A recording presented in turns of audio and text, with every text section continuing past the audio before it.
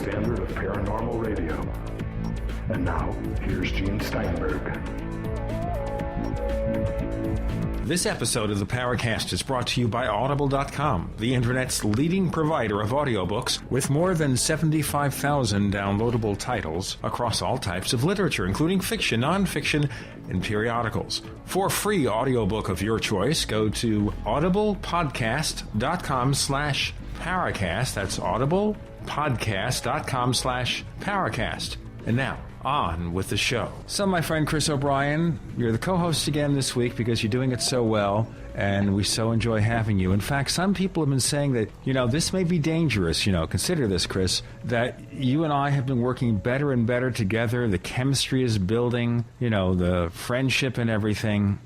Maybe we've got to stop and quit while we're ahead. Yeah.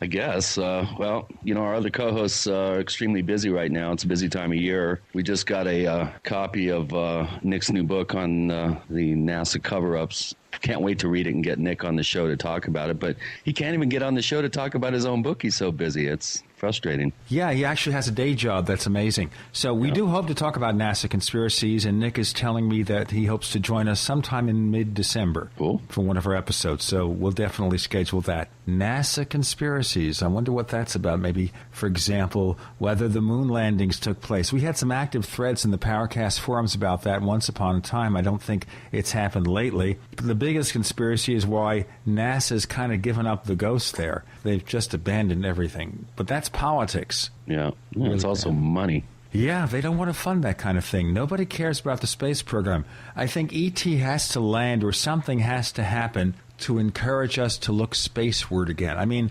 basically, if you look at the space program, all the things we achieved as of 1969 with the moon landing, and what's happened since then? The space shuttle is 25-year-old technology. Yeah. Well, we've gone to Mars a couple times, and, we've sent some probes, Galileo and other probes out into the cosmos. But, yeah, in terms of actual manned missions, it's pretty grim, except for, floating around in space and putting up exotic technology for the military. I mean, there's really not much going on. The space station's project is winding up, and, oh boy, what can you do? And you kind of wonder here, do they have, as some have suggested, a secret space program? In other words, what we do publicly is very simple, very basic, but all that advanced technology from Area 51, maybe it's happening under the table, secret. Who knows? I would bet money on that. And in fact, there's probably an odds maker in Vegas that would make book on that one. Well, there's always a book for that. In fact, there's an app for that. And we had Michael Esposito on the show, and we were talking about ways that you can capture EMF energy, possibly get voices from beyond. Yeah. We talked about buying specific types of equipment to accomplish that task. But what, ladies and gentlemen, if you can go onto iTunes and you have an iPhone, and we know that, there are 50 or 60 million iPhones. There's, of course, the iPod Touch. There's the iPad. There's like 125 or 135 million people who have these devices and can use these products. So there is an app called Paranormal Recorder that's available from some company called Exceltech, and supposedly it automates all these processes. Yeah, it looks really good. There's a cool sort of YouTube review of it where the guy goes through all the particular features that it has. If it performs as advertised, it's quite a useful tool. You could have that at the ready in any given situation, any time, anywhere. And it's got a tri-field meter. It's got an EVP recorder. It's got all sorts of interesting sensing equipment built in. I'm kind of slack-jawed looking at the review. It's very interesting. I think it's a great idea. Well, I'm looking at the app now. It has not been updated in well over a year. It's version 1.0 from September 2009. And one thing they tell you in the tech field, and we don't get into the technology that much except for something like possibly recording voices from the spirit world, and that is that when you get a 1.0 app, it's apt to be buggy. Right. So we find the Paranormal Recorder has mixed reviews, 3 stars. So it means it's okay, but, I don't see that's really lighting the fire of many people. But it's also $2.99, no refunds, so no promises. But if you want to play with it, it's a rather, trivial expense. Basically, you buy one less coffee at Starbucks. Yeah. And you've exactly. covered the cost of this. By the way, they have one idea. other app, by the way, which is cool. It's called Fake a Call. What Fake a Call is that you get a phone call from someone. You're in the middle of talking to somebody you don't want to talk to. You want to get rid of them. So it will send you the Fake a Call message. You pick up the phone and you pretend there's some kind of family emergency and you disappear. Fake a Call. That sounds like a more interesting app than Paranormal Recorder. Well, maybe a bit more useful. Perhaps. Speaking of useful, we always promote the Paracast forums at forum.paracast.com. And on last week's show, we were, kind of saddened to see that only one post had appeared in the forums about the appearance of Jacques Vallée. I mean, highly anticipated, a great hour spent with Dr. Vallée, but only one response. And then the dam broke. Oh, boy. I'll say. Yeah, I think the thread has sort of, I think it devolved into a let's slam the idea of the trickster mode, which I think is kind of interesting because I get the impression that some of our more skeptical listeners and participants in the forum I think I blame everything that happens in reality on the trickster, and that I'm a total believer, and I've drunk the trickster Kool-Aid, and nothing could be further from the truth. And I just find it really interesting that people think that I'm my critical thinking is flawed, and that how could I possibly believe in some of these outlandish theories that are out there, including my idea of the trickster as being some sort of causal element to paranormal phenomena. There's so many armchair experts out there who don't do their research, who don't get up to speed on a particular subject, just sit back and poo-poo it or slag it. And, of course, the very fact that I even say that on the forum and get slagged for that is actually quite humorous to me. I think there's a lot of people out that just like to hear the sound of their fingers typing. Especially if they're using a noisy keyboard. Now, you remarked before we started that I tend to have a rather noisy computer keyboard like this. Yeah, you attack it. I like that, actually. I'm a keyboard attacker, too. So. Well, I have one of these Tactile Pro keyboards from Matthias, and that's a plug. We're not getting any money from them. This is the old-fashioned Apple extended keyboard revisited with a solid mechanical switch instead of these thin membrane switches. Yeah. It gives you a solid keyboard response. Yeah, I love those. I love wearing the letters off. You can't wear the letters off this one. They are laser etched on the keyboard. You can't wear them off. It is a solid thing. The only thing, it's about $150. So, Ooh. Unless you have a very generous relative or friend to get you a Christmas present, it may not happen. But think of this. It could work on the Mac. It could work under Windows.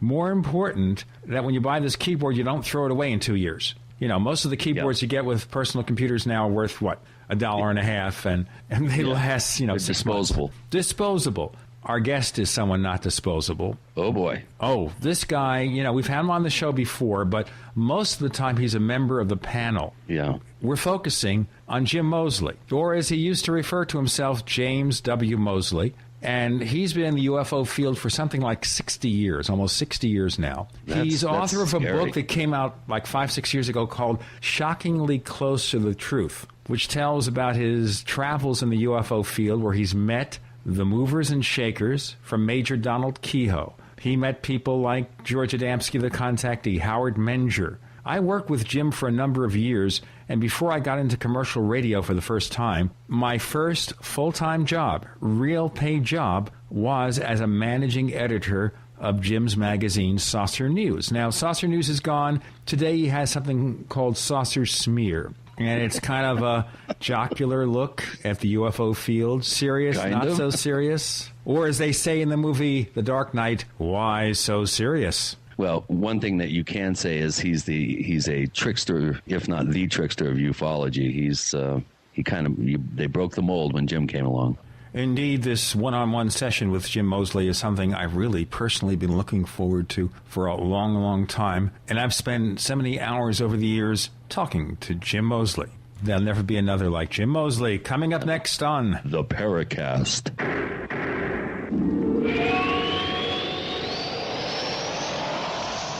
As you know, the Paracast is brought to you by Audible.com, the Internet's leading provider of audiobooks. With more than 75,000 downloadable titles across all types of literature and featuring audio versions of many New York Times bestsellers. For listeners of the Paracast, Audible.com is offering a free audiobook to give you a chance to try out their service.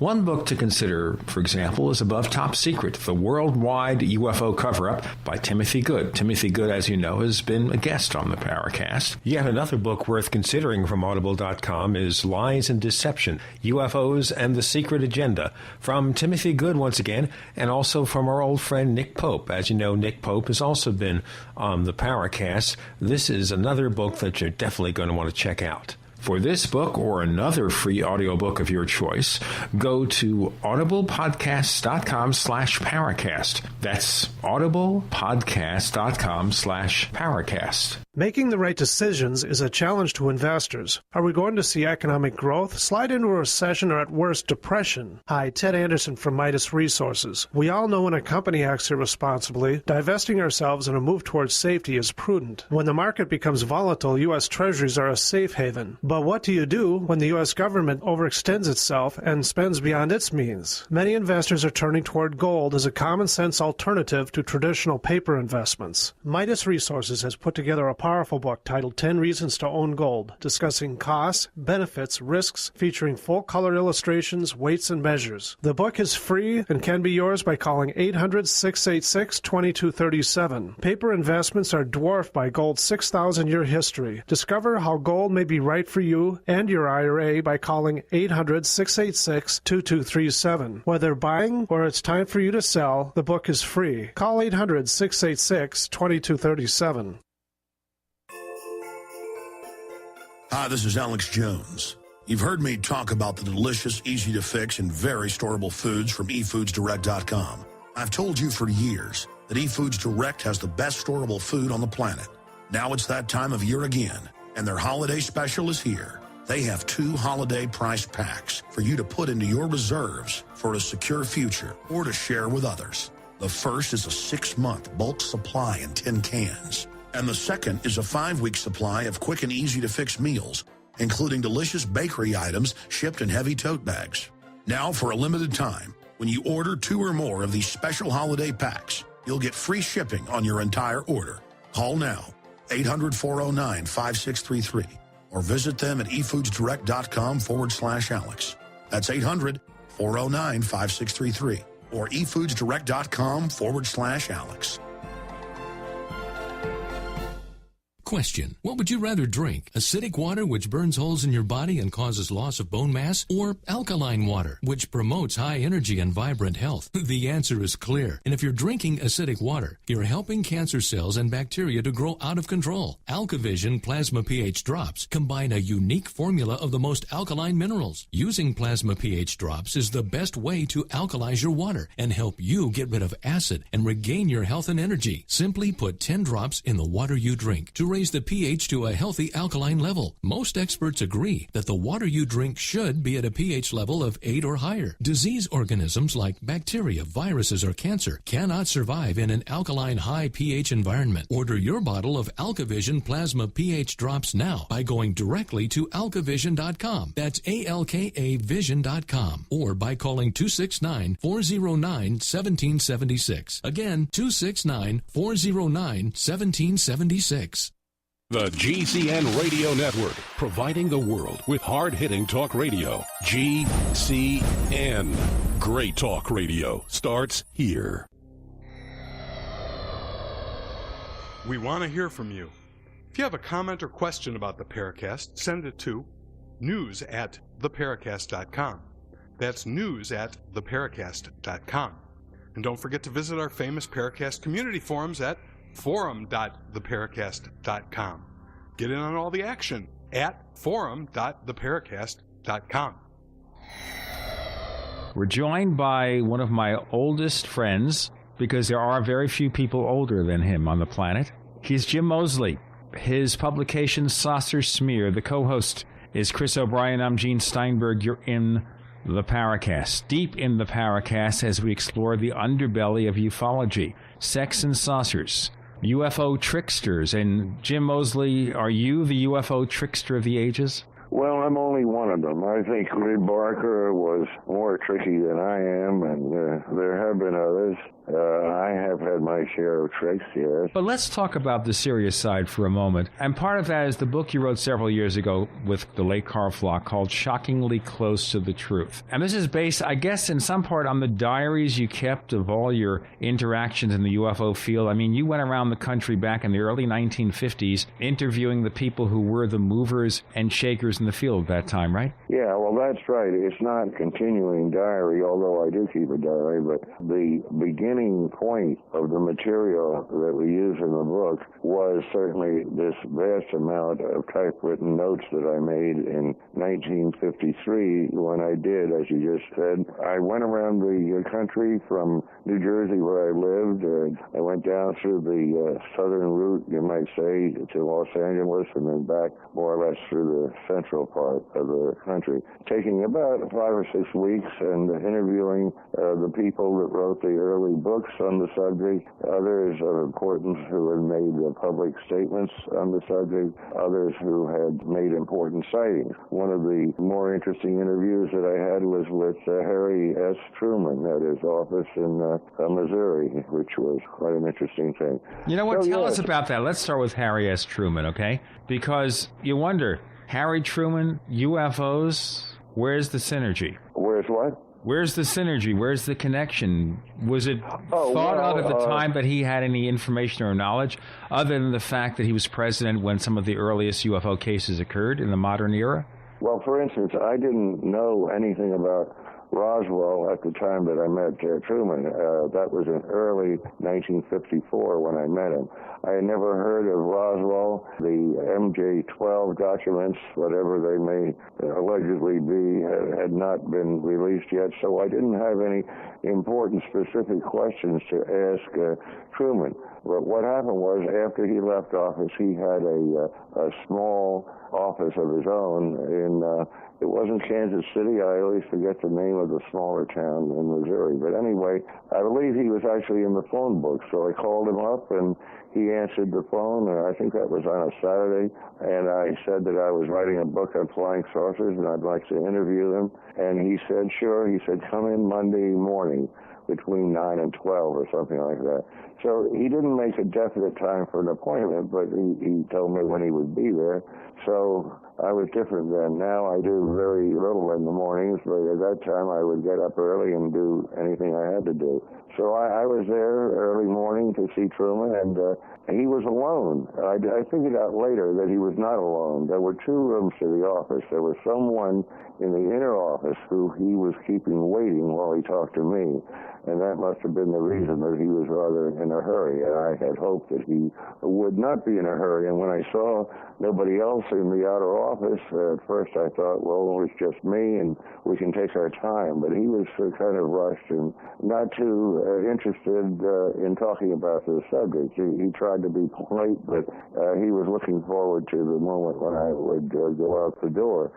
We didn't talk more than probably 3 or 4 minutes. I don't remember the whole conversation, but the main thing that he said to me only, I don't think he's ever revealed this to anyone else. He said, in regard to UFOs, he said, I've never seen a purple cow. I never hope to see one. And I thought that was a revelation of his feelings about the subject. It's interesting to note, though, that you can actually see a former president make an appointment with him directly. I mean, nowadays, any recent president, anyone beyond Truman, you know, those who are still with us, you'd have to go through the Secret Service clearance. You'd have to go through 77,000 assistants. It would be a near impossible task. But here's a guy, you can pick up the telephone and call him up and said, hey, can I see you tomorrow? That was in a different era altogether, and I've certainly thought of all that. There was no Secret Service around. There was nobody. If I had had an interest in shooting Truman, I would just put the gun in my pocket. When he opened the door, shoot him, and walk out the door. I don't know if it was an office building. Somebody might hear the shot, but he had no more protection than anybody else in the building. It was just interesting to me. And, of course, later with the assassination of Kennedy and all the other things that have gone wrong in recent years. I mean, you're right. It's just from another era, from another world almost. But of course, you didn't learn anything from him except that one comment, that one telling comment, which basically says he thought it was all a joke.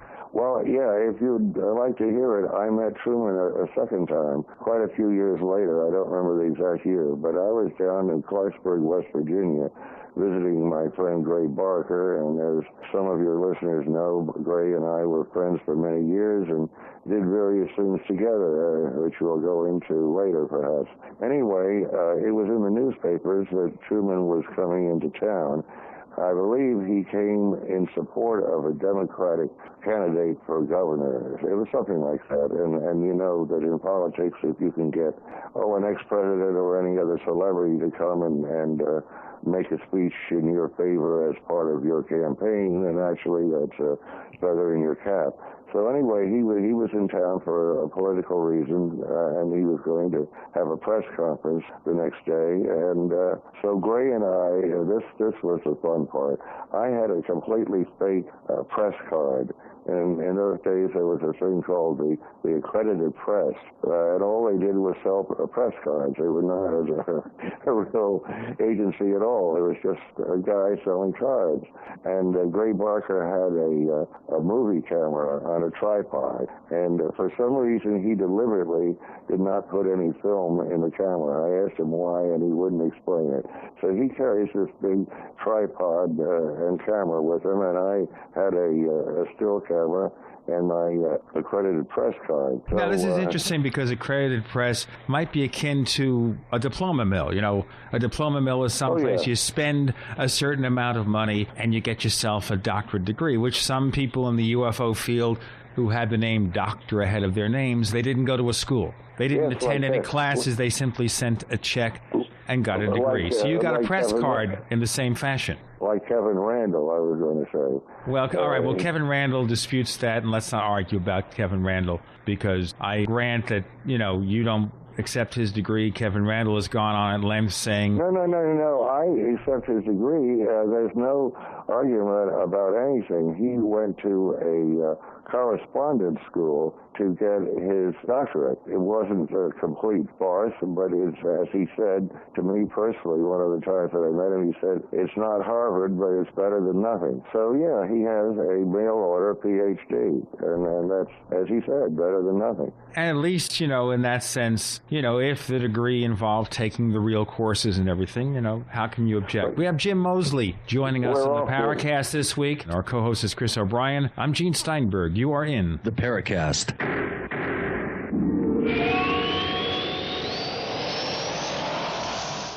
Hey neighbors, in this ongoing challenging economy, companies of all sizes must find new ways to cut costs. Every dollar saved helps the bottom line. That's why I recommend a web conferencing solution for your business. GoToMeeting. It helps improve overall business communications and efficiencies, not to mention improving the global economy. The easiest, most affordable for me is GoToMeeting, brought to you by Citrix. Reduce time on the road by presenting, training, and demonstrating online. Improve conference calls by collaborating in real time by sharing your screens. GoToMeeting is the best way to increase your productivity and cut costs. I've used GoToMeeting. It's great. My listeners can try GoToMeeting free for 45 days. That's 1 month of unlimited online meetings free. For this special offer, go to gotomeeting.com, click the Try It Free button, and use their promo code podcast. That's gotomeeting.com, promo code podcast for the special free 45-day trial. Check it out.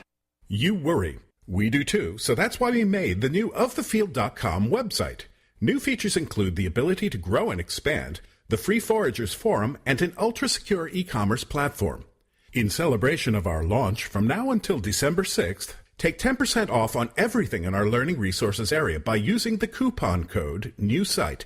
That's NEWSITE, no spaces. With this new platform, it is our commitment to serve the foraging community with questions, tips, tricks, and advice freely asked for and given by all. In these times, the strong and principled must stick together, share information, and form bonds stronger than any food tyranny. Wild food is both free to own and free to take, and together we can keep it that way.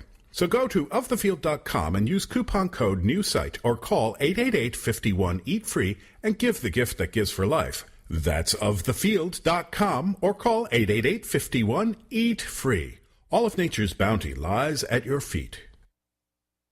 Where have all the military surplus stores gone? Don't worry, you don't need one, because everything you need at military surplus is at mainemilitary.com. That's M-A-I-N-E military.com, one of the last surviving true military surplus stores in the country. Go online now to mainemilitary.com and discover a source for hard-to-find surplus items at true surplus prices. Surplus gun cleaning kits as low as $2.99. Complete chemical suits as low as $11.99. See our huge selection of gas masks, filters, and accessories. Finish and M10 gas masks are 3 for $30, and Swiss filters are 3 for $12. Searching for Strike Anywhere matches? MainMilitary.com has them, plus a whole new product line of survival and first aid kits and lots more. Get free shipping on orders over $50 only at MainMilitary.com. That's M-A-I-N-E military.com, or call 877-608-0179, 877-608-0179. MainMilitary.com, the main name in military supply.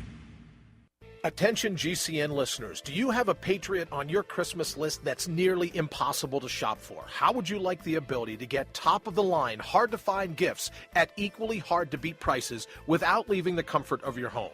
Why fight the crowd? Simply log on to your computer for great gifts and deals for the off-the-grid enthusiast in your family. At offthegridchristmas.com, you'll find great prices on the most popular off-the-grid gifts available today. At offthegridchristmas.com, you'll find unbeatable deals on emergency backup power, herb and vegetable seeds, dehydrated foods, emergency evacuation packs, solar ovens, gun safes, and a host of truly unique stocking stuffers. In these hard times, why not give a gift that really counts, a gift that could truly make a difference? Go to offthegridchristmas.com and our Christmas video highlighting perfect gifts for the off-the-grid fans in your family. Unbeatable gear, unbeatable prices, no more searching. Offthegridchristmas.com. That's offthegridchristmas.com.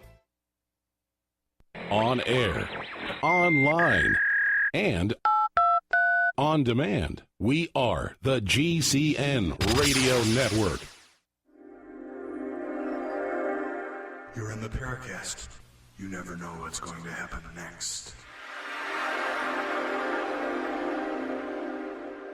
We are joined by my old friend Jim Moseley. He has Saucer Smear. We'll tell you how to get a copy. It's not on the newsstand. And we're talking about Jim's travels through the UFO field through the years. And we were ending up the previous session with discussions of Kevin Randall and his mail-order degree, right? Well, before that, before we got off the subject, I was telling you about the second time that I met Truman in West Virginia. And so my friend Gray Barker and I went over to this press conference, which we had no business going to. But in those days, again, nobody cared. So this was the fun part. They had a little room where they put, about a dozen of us that were waiting to see Truman. And you would think normally if you were going to have liquor, you'd have a bartender or something, but they didn't have one. All they had was all kinds of hard liquor, mix and ice and glasses, and it was mix your own. So Barker and I drank lavishly for about a half an hour while we were waiting for Truman, and then finally someone came to the door and said, "The president will see you now," which is an odd way of putting it because he was no longer president. But anyway, we went in to another room, and sort of a classroom, and Truman was in the front of the room answering questions. Well, I'm trying not to be too long-winded, but this is a pretty good story. So he's answering routine questions from the real members of the press. And finally, Truman says, everywhere I go, people ask me the same questions. And I just get tired of it. He said, doesn't anyone here have an interesting question? Well, that was my cue. It's like from a script. It was perfect. So I, having had a couple of drinks especially, I suddenly stood up and said, "Yes, Mr. Truman, I do have a question on an unusual subject." And then I mentioned briefly that I'd seen him before. He wouldn't remember it, but I started asking him about I asked him if he had any reason in the intervening years to change his opinion about flying saucers, and he fielded the question somehow. I don't remember his exact words, but there was laughter throughout the room. I rephrased the question 2 or 3 times, and there was more laughter, and then I let it drop. And on my way out of the door, I shook hands with Truman, and Gray Barker took a still picture with my camera, and that picture is in shockingly close to the truth. The end. Are you still awake? Is anybody awake? I'm listening with rapt attention, Jim. In fact, we've got Chris tied to the chair. He can't leave. Well, you don't get these stories for nothing, whatever that means. Well, maybe they're not worth nothing, but we're going to get as many stories out of you as we can. Okay, so Truman, might have been fun, but not illuminating. You also had encounters with Major Donald Kehoe that weren't always so friendly, I gather. Now, Kehoe is an interesting personage because he was a former military balloon pilot back in the 1920s. He retired at the rank, I guess, of major. He was an aviation writer. He became a UFO writer beginning in 1950 with the book Flying Saucers from Outer Space. Talk about being objective as to where they are. So you had some contacts with Kehoe. Tell us about that. Yeah, you just told me something I had never known. He was a balloon pilot? That's my recollection, ladies and gentlemen. Well, if someone thinks I'm wrong, correct me, but I remember it being a balloon pilot, yeah. Well, I've never read that or heard that, but that's very interesting. It makes him sound ludicrous, but never mind. It makes him sound like he's got a lot of hot air. Yes. I met him twice briefly. I forget how it went, but he had heard of me. I was trying to write a book on saucers at that time, as I mentioned, and I was interviewing people. I was staying at a hotel in Washington one time, and he came by with an appointment, I suppose, and we talked for a few minutes, but rather coolly, because I hadn't done anything up to that point to really annoy him, but he saw me as a rival trying to write a saucer book while he was trying to write his second book, I guess. So it was rather a cool thing. And there was another time I found out where he lived out in Virginia somewhere, and I found a way. I guess I drove out to his house and appeared suddenly, and maybe he was having a party or something, and he saw me and rather looked horrified and basically threw me out. So those were the only times that I met him. He had a posh office in Washington, D.C., which I imagine you went to. I never did. We went to the nightcap offices, but we did meet Major Kehoe in Luray, Virginia, not in the caverns. We heard of the famous Luray Caverns. And no, we didn't meet him there, but we met him, I think, at a diner or something. And he seemed like a pleasant sort.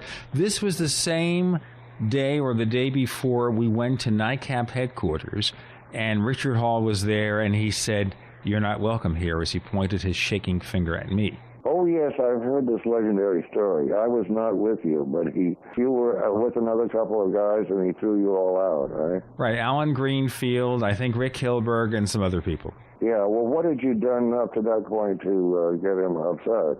I never found out. I do know that later on we kind of buried the hatchet, but when I wanted to have him on the Paracast, I guess it was too late. He wasn't in good health, and he wasn't really getting involved in doing radio appearances.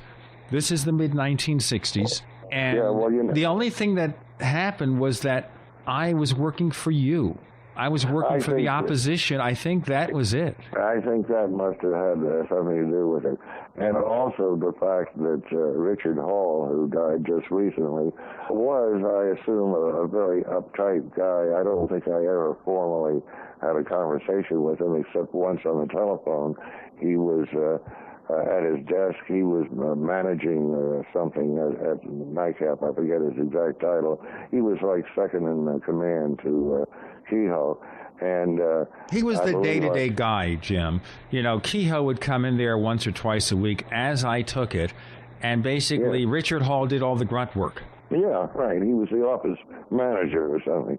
Well, I called him about something, and he went paranoid on me. This is one of my favorite stories also. And he said, "You're taping this." And I said, no, I'm not taping this. And it went on like that. And, it pissed me off that he was accusing me of something that I hadn't done.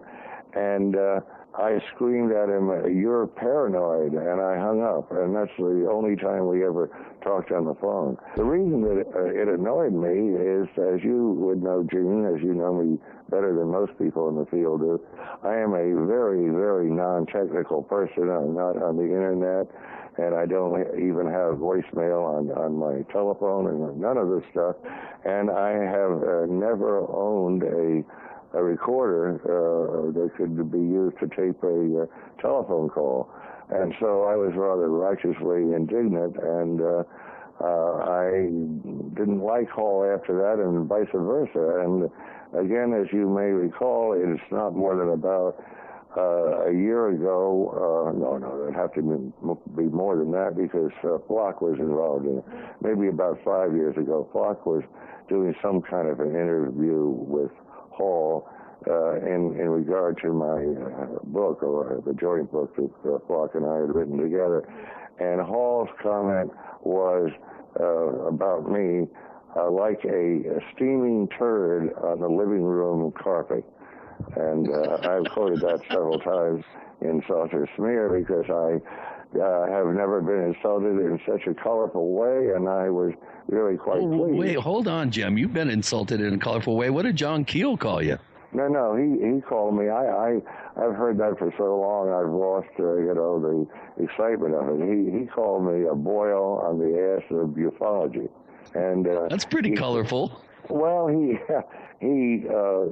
said that probably thinking that would get rid of me or hush me up or something. And what I did to get even with him, I put that on the masthead of Saucer Smear every few months for years. And you basically extol the virtues of that comment.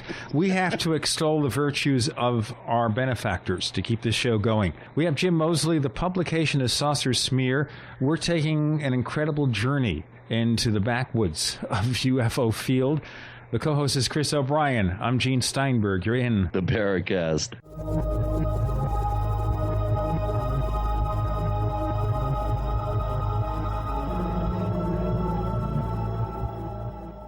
Fate magazine provides true reports of the strange and unknown. Keep up with the latest on angels and miracles, psychic phenomena, ghosts, UFOs, life after death, and much, much more. To receive your free issue of Fate magazine, call now at 1-800-728-2730 or visit their website at www.fatemag.com. That's 1-800-728-2730. What are you waiting for? Your fate awaits. Hi, this is Tamar from Namecheap. We're a domain name and web hosting company, and we really care about our customers. With domain name purchases, Namecheap offers free SSL and free WhoisGuard for a year to protect your identity from spammers. Most importantly, we care about you. If you'd like to learn more, please visit us at radio.namecheap.com, radio.namecheap.com for web hosting and domain name specials. You can also follow us on Twitter at twitter.com/Namecheap or become a fan of ours on Facebook at facebook.com/Namecheap. See you online. I'm concerned about food for my family in the event of an emergency, and I know you are too. Are you ready? Don't wait for an emergency to happen. Put a plan together now with quality dehydrated food from Ready Reserve Foods. For nearly 40 years, Ready Reserve Foods has been in continuous operation, canning the finest in dehydrated foods. Other companies just broker canned foods. Ready Reserve is the manufacturer, controlling quality from start to finish with double enameled cans and nitrogen packing for maximum shelf life. Ready Reserve offers a balanced selection of fruits, vegetables, dairy products, proteins, and grains. Choose from a variety of pre-selected units or order by individual can to customize your own plan. When you purchase from Ready Reserve Foods, you are buying factory direct at wholesale prices. Call today for a free catalog, 1-800-453-2202, or visit ReadyReserveFoods.com. Call 1-800-453-2202. Ready Reserve Foods, factory direct, wholesale pricing. Becoming a modern smoker is now easier and more cost-effective thanks to LeSig. Traditional smokers the world over love LeSig. E-cigarettes with a look, feel, and taste of real cigarettes, but without the nasty smoke, ashes, or stains. LeSig is powered by revolutionary microelectronic technology. A small rechargeable battery and unique replaceable cartridge provide all the satisfaction and benefits of smoking without the smoke and all the hazards. See the large variety of LeSig e-cigarette supplies and accessories at LeSig.com. That's LECIG.com. LeSig is competitively priced, comes with the best customer service, a 30-day warranty, and satisfaction guaranteed. What a great gift idea. For a 10% discount, mention GCN when you call 870-518-4307. That's 870-518-4307. Ask for fast, free same-day shipping. Order online at LeSig.com and use promo code GCN at checkout. That's LECIG.com. LeSig, for today's modern smoker. It's the winter cold and flu supplement sale at herbalhealer.com. Take advantage of Herbal Healer Academy's incredible savings on the best cold and flu supplements available. Many of you know elderberry is exceptional against viral infections. Right now, Herbal Healer Academy has Elderberry Power, regularly priced at $16.95, now incredibly low at only $10 for 60 vegetarian caps. For children and seniors, our Herbal Healer Academy Flu Away Elderberry Liquid is only $13 for a 4-ounce bottle. Also on super sale, olive leaf capsules, oregano oil plus capsules, and our incredible Respirate formula, Oregacillin Physician Strength capsules for your lungs. Normally $34.95, now just $25. Hit the winter specials link at herbalhealer.com for these cold and flu supplement specials and other on-sale products like apple cider vinegar, brain power, and neuro recovery. New customers get a free catalog with your first order. Log on and hit the winter specials now at herbalhealer.com. America's #1 source for independent talk radio for over a decade. We are the GCN Radio Network. Hello, this is John Burroughs, one of the witnesses to the Rendlesham UFO incident. You're listening to the Paracast, the gold standard of paranormal radio.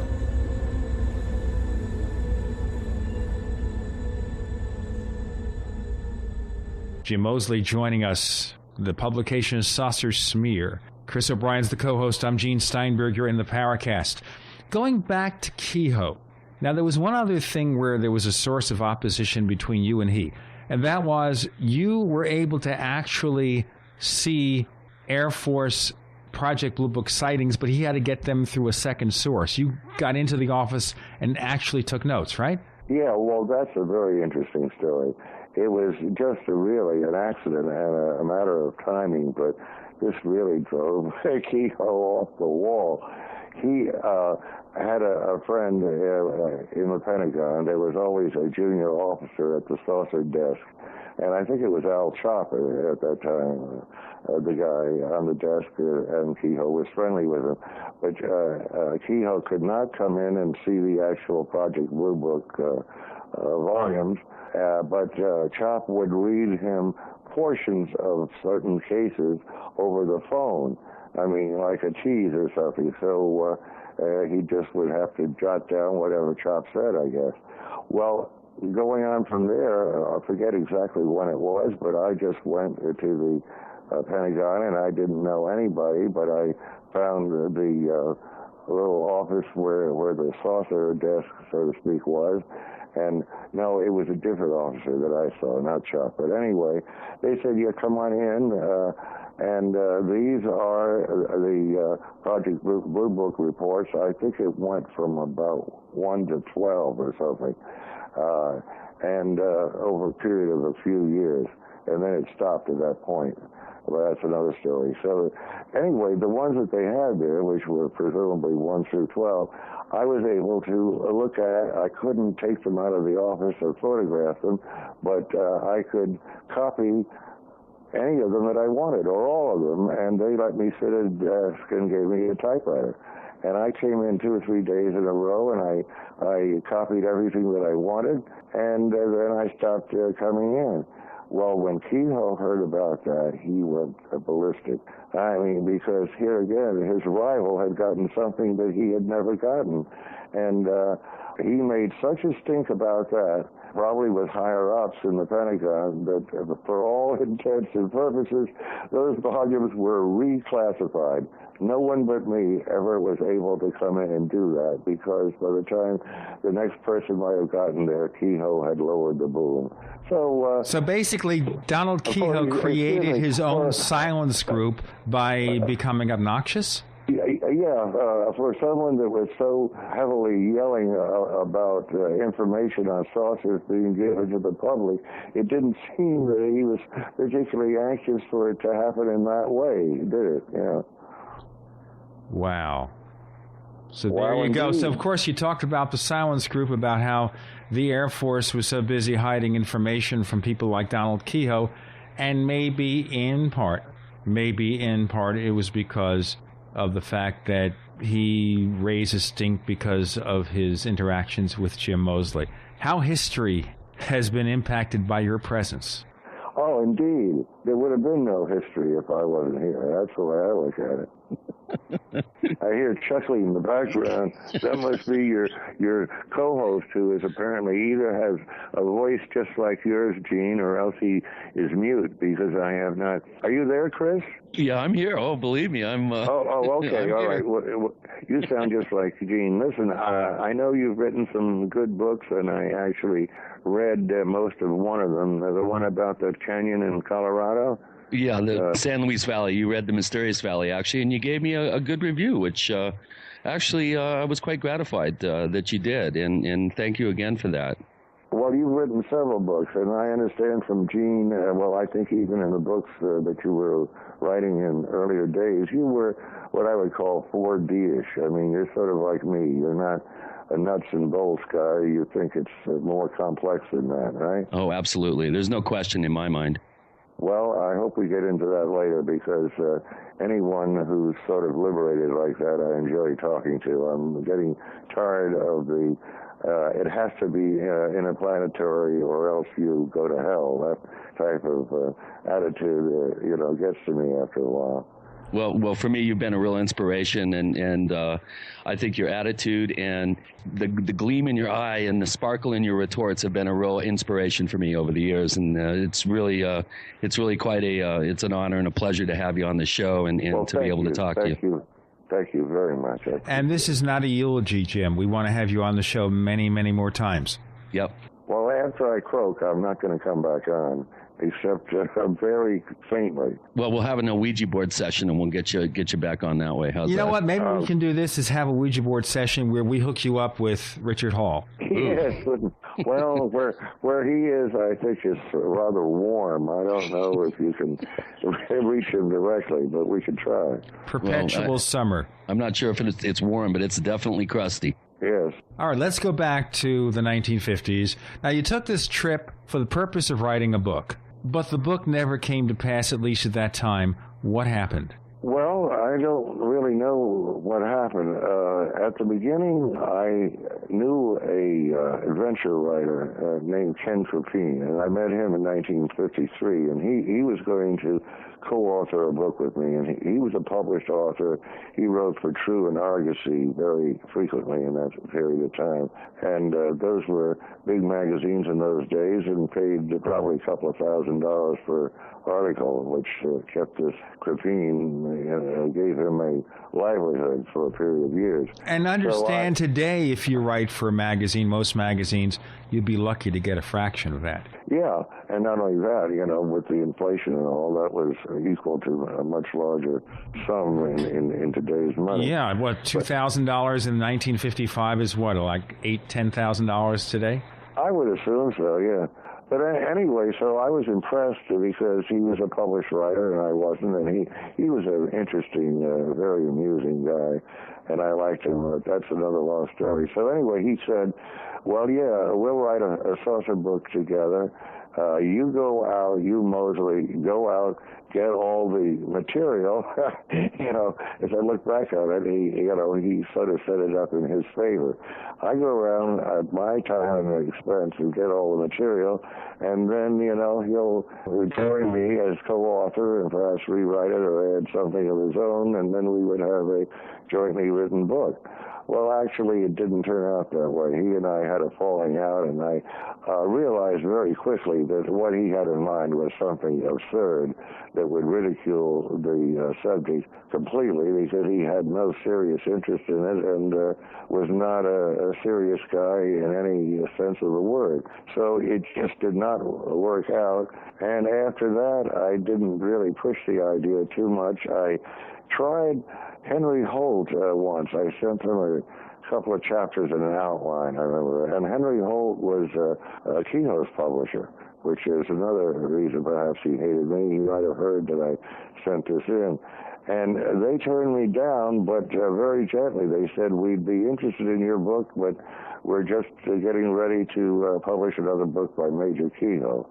So he beat me on that particular round, and his second or third book came out, and my first book didn't. So I never got serious about it again until 45 years later, approximately, and I had gotten to know Carl Flock and became very close with him. Flock, most people don't realize, had been a science fiction buff, and he was also a ghostwriter. He was a very good writer, but he didn't have the reputation that some other people had, so he'd ghostwritten 2 or 3 books. I don't remember the names of them, but I think they were mainly in the science fiction field. But in the meanwhile, he was seriously interested in saucers, and he had been involved in a small way with NICAP, going that far back. So he and I worked out a agreement to more or less split the royalties for this book, and it was a perfect collaboration. I mean, we would mail chapters back and forth to each other and then discuss the details on the telephone. We never had any trouble. On a few occasions we had a disagreement. I would just give in to him because I figured he's not older in years, but he's more experienced than I and knows more what he's talking about, so we did it his way, and it worked out beautifully. Now, understand something here, ladies and gentlemen. Jim Moseley doesn't own a computer. He uses a typewriter, the old-fashioned way. I saw an episode of the TV show Lie to Me, where Tim Roth plays this doctor who could look at your facial expressions and your hand movements and know if you're lying, and he uses a regular typewriter. Jim Moseley uses a regular typewriter. In fact, we have a question in our forums about where he gets the ribbons or something like that. We'll go into that in a moment. Jim Moseley, he wrote the book with the late Carl Flock called Shockingly Close to the Truth. I mentioned there a few times, therefore I love the book. It's great anyway if I wasn't in there. He's editor of Saucer Smear. The co-host is Chris O'Brien. I'm Gene Steinberg. You're in the Paracast.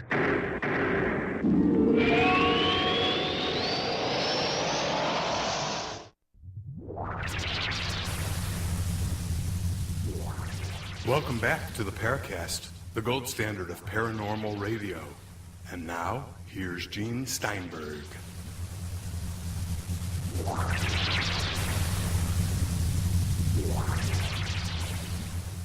Do you notice, Jim, how the timing is worked out? Chris is maybe 130 miles from me, but we have that timing so perfect. We've rehearsed it for hours. That's amazing. Isn't it? Just astounding. Jim Moseley joins us. Chris O'Brien is the co-host. I'm Gene Steinberg. You're in the Paracast for hour number 2. Jim has been taking us on his great path. So we had a question in our forums here about, you're using a standard typewriter. Where do you get typewriters? Where do you get typewriter ribbons? Well, before we go into that, it's amazing how we're, I guess this is an example of missing time. You just said hour number 2, but to me, we're only halfway through hour number 1. I mean, but you seem to understand, first of all, Jim, is that, when this show is broadcast, there will be a 5-minute news break. There will be commercials. So therefore, in the end, that 40 minutes or so that we consumed of the first hour is an hour. okay, because we did a 10-minute segment talking about you behind your back. So that's how it works. Well, I kind of suspected that, but I thought I'd give you a chance to explain your unique methods of making time disappear. Well, yes, we do missing time here. As a matter of fact, we're going to have you abducted, Jim. I think after all these years, before you leave us, you should be abducted. You were asking me how I get the ribbons. Well, that's a very interesting question. The answer is these ribbons aren't made anymore, but I know a guy with a shop here that sells computers and all kinds of stationary products, you might say, kind of like a small Office Max type of operation. And he has a lot of contacts, and if he doesn't have in stock the kind of ribbon I want, he knows where to order it. It's funny enough, I have a dozen ribbons on order from him right now, because I figure as time goes by, it's going to get harder and harder to get these ribbons, and I might as well just have enough so that I can figure that I have more than enough for the time that I have left to use them, you know? And also, you have 1 or 2 spare typewriters, too, don't you? Yeah, I have a total of 4 typewriters. I think they're all Smith Coronas. I have, by the way, a Smith Corona electronic typewriter from the 1980s.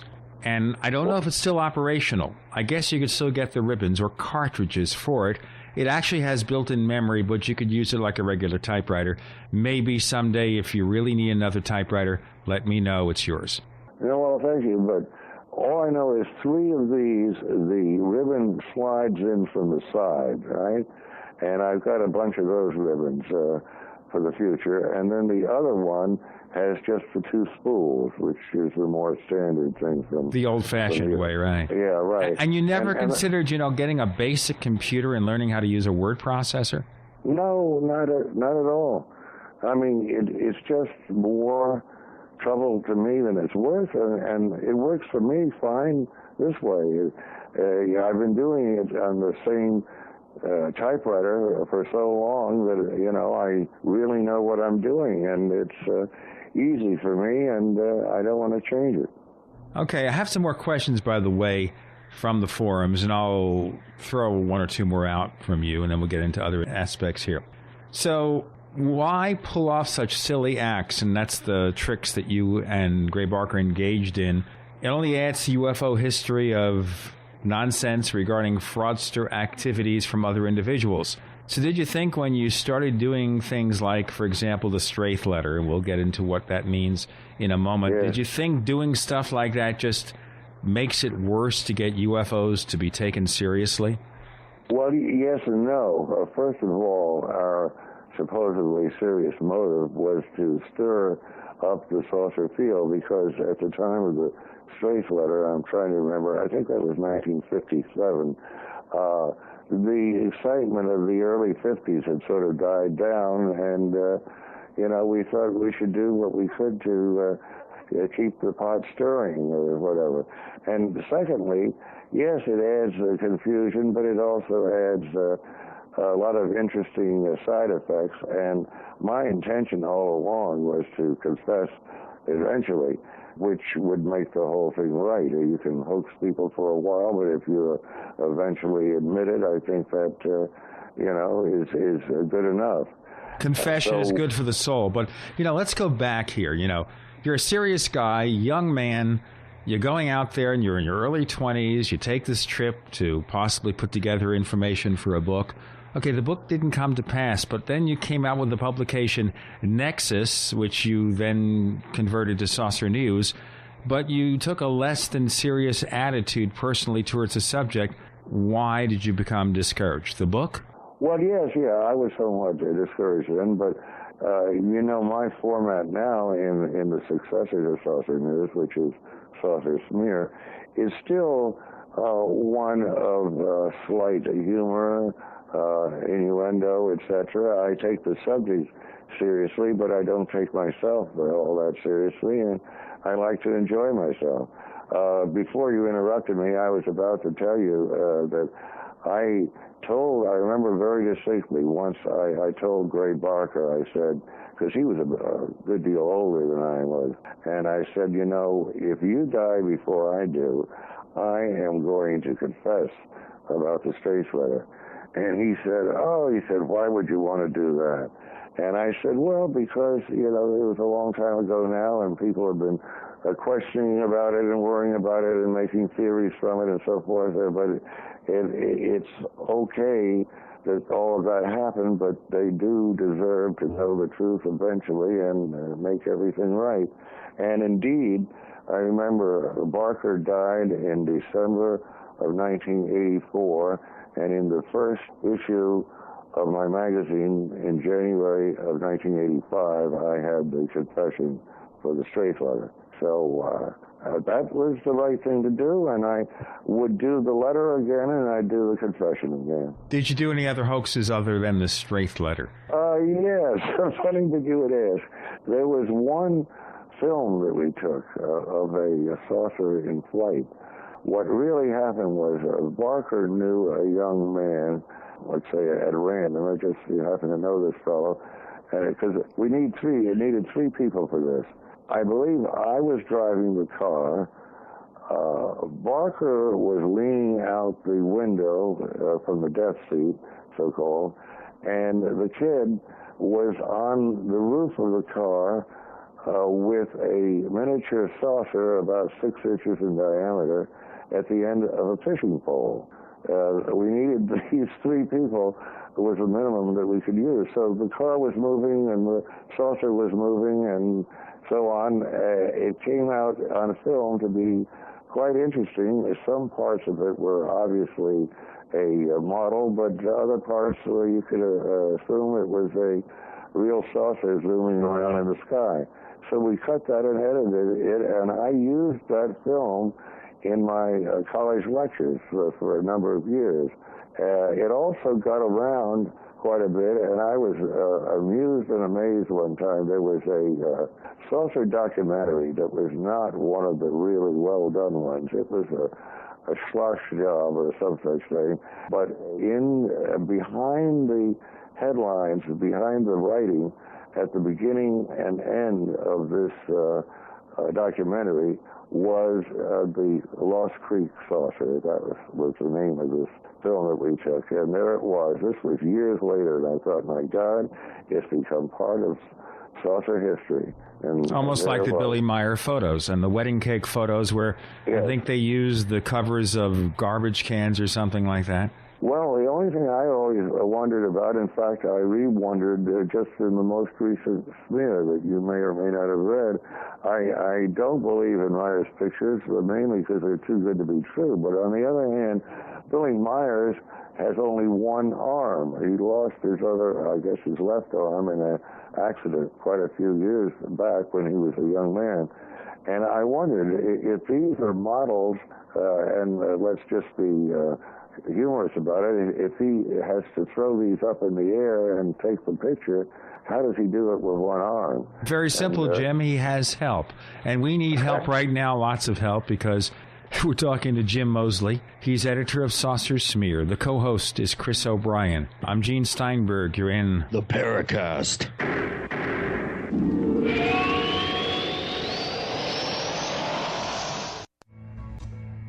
Is there a secret UFO agenda? Do strange creatures from the darkest corners of the mind roam the Earth? Is there evidence for mind control, time travel, or devious government conspiracies? Find out the inside scoop on the latest conspiracies, paranormal activity, and Fortean phenomena when you subscribe to Tim Beckley's Conspiracy Journal. It's jam-packed with stories, special book and DVD promotions, and the best news, it's absolutely free, sent right to your mailbox. Plus, a bonus free email newsletter sent out every Friday. Simply send an email with your name and address to Mr. UFO at webtv.net. That's Mr. UFO at webtv.net. Find out what they don't want you to know.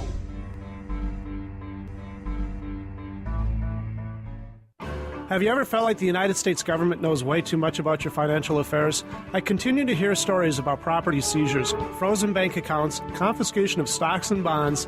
It makes me wonder if the U.S. citizen will ever again have the right to life, liberty, and the pursuit of happiness. Unfortunately, with the Drug and Money Laundering Act, the IRS Revenue Ruling 6045 of 1984, and the Trading with the Enemy Act and Franklin D. Roosevelt's Executive Order of 1933, some precious metal holdings are subject to government intervention. For this reason, Midas Resources has prepared a report explaining the boundaries of trading precious metals privately. Whether if you have any intention of trading with Midas Resources or not, I have instructed my representatives to give this report out free. Call for your free copy at 1-800-686-2237. When investing, always proceed with caution. Again, call 1-800-686-2237. Exercise your legal right to trade metals privately. 1-800-686-2237. The largest part of gaining radiant health is detoxification. You can drink ionized water, cleanse your intestines, eat a perfect diet, and even take lots of quality supplements, and in many instances only make minimal progress. What is the key to detoxifying your body of mercury, heavy metals, chemicals, and drugs? It is glutathione. Glutathione is the master antioxidant used to detoxify your entire body. It stops free radicals, keeps cells young, and reduces inflammation. One World Whey protein powder may be able to raise your glutathione production by 64% or more. One World Whey is more effective than any other whey protein powder on the market because it is unheated and from grass-fed cows. All other, quote, cold-processed whey protein powders have been heated and damaged by 15% or more. One World Whey comes in 3 delicious flavors. Call 888-988-3325. That's 888-988-3325. Or visit oneworldwhey.com. That's oneworld.com. You worry. We do too, so that's why we made the new ofthefield.com website. New features include the ability to grow and expand, the Free Foragers Forum, and an ultra-secure e-commerce platform. In celebration of our launch, from now until December 6th, take 10% off on everything in our learning resources area by using the coupon code NEWSITE. That's NEWSITE, no spaces. With this new platform, it is our commitment to serve the foraging community with questions, tips, tricks, and advice freely asked for and given by all. In these times, the strong and principled must stick together, share information, and form bonds stronger than any food tyranny. Wild food is both free to own and free to take, and together we can keep it that way. So go to ofthefield.com and use coupon code NEWSITE or call 888-51-EAT-FREE and give the gift that gives for life. That's ofthefield.com or call 888-51-EAT-FREE. All of nature's bounty lies at your feet. Are you tired of searching for great talk radio? Something more important. Search no more. We are the GCN Radio Network.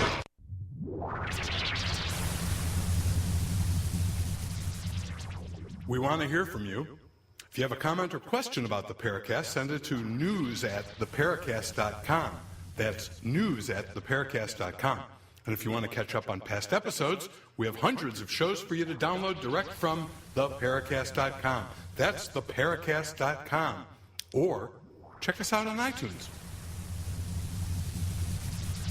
Notice, neighbors, that as the show progresses, Chris O'Brien's voice gets deeper and deeper and deeper and even deeper than that. Jim Moseley joining us. I'm Gene Steinberg. We're in the Paracast. Chris, why don't you throw a few questions Jim's way? I would love to. This is so much fun for me. One of the things that I like to ask some of the original participants in the UFO field from the 50s is Jim, what about the contactees?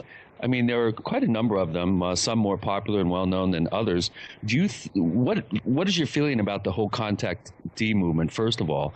And then kind of a follow-up question to that is do you think that any of these contactees actually had a real experience or real experiences? Well, the simple answer is probably they didn't. In general, I would think that these were well-meaning people, somewhat spiritual, somewhat religious, deciding to put their liberal ideas across in a way that would be more meaningful to people than just their own opinion. In other words, if I go and say we need to ban the atom bomb, we need to make peace with the other nations on Earth, and so on and so forth. We need to save our environment. Nobody's going to pay any attention to me, but if I say I met a space person who told me those things, then that becomes a very rare and interesting story, and people will pay attention to it, and I'll get my point across. I think that's sort of a general statement that would apply to most of them, and of course they enjoyed publicity and profit as anybody would. Well, how about some of the lesser-known ones, like, for instance, Truman Bethram? That particular case always intrigued me, simply for the fact that he actually wrote an entire book of love poetry to Ora Raines, the diminutive captain of the ship that he supposedly was interacting with. And it was all done in rhyming couplets. It was quite a difficult feat that he pulled off. I never read his book. I didn't know there was that kind of thing in it. I did meet Truman Bethram at least once out at Giant Rock. As some of your listeners know, Giant Rock, California, was out on the southern California desert, and for a number of years in the 50s and 60s, another contactee named George Van Tassel used to have huge outdoor gatherings of people who were contactees or were sympathetic to that point of view. And these were wonderful conventions, a few of which I attended. Well, anyway, I did meet Truman Bethram at least one of those. In fact, I put his picture on the cover of my magazine once. He was getting remarried at that time, and I happened to be there. I think they had a little ceremony out at the Rock. He had his first wife divorced him because of Ora Raines, the space woman that he was allegedly carrying on with. She was the other woman? Yeah, Ora Raines was the other woman. Or the other something. Well, she was captain of the ship. I believe he claimed that they had never actually had intercourse, which, of course, nobody believed. If you're going to believe in Ora Raines at all, you would assume there was intercourse. But I thought it was amusing that because of that, he had to get remarried. And I wish I could remember the exact wording. I put his picture on the cover of Saucer News, and something about his true love, or his first love or something, and then I said, although, as we know, his first love is money. And something sarcastic along that line.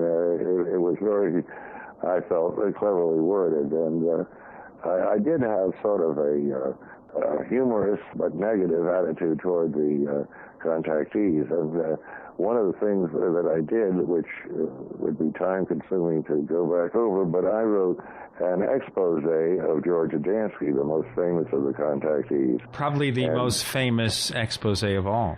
Yeah, I'm very disappointed. I hardly ever see that referred to anymore, but I had a whole special issue of Saucer News devoted to this Adamski expose. There's no doubt about the fact that most, if not all, of his adventures were made up. And more so, it was shown that he had written a book years before the 1950s that was very similar to his second book, Inside the Spaceships.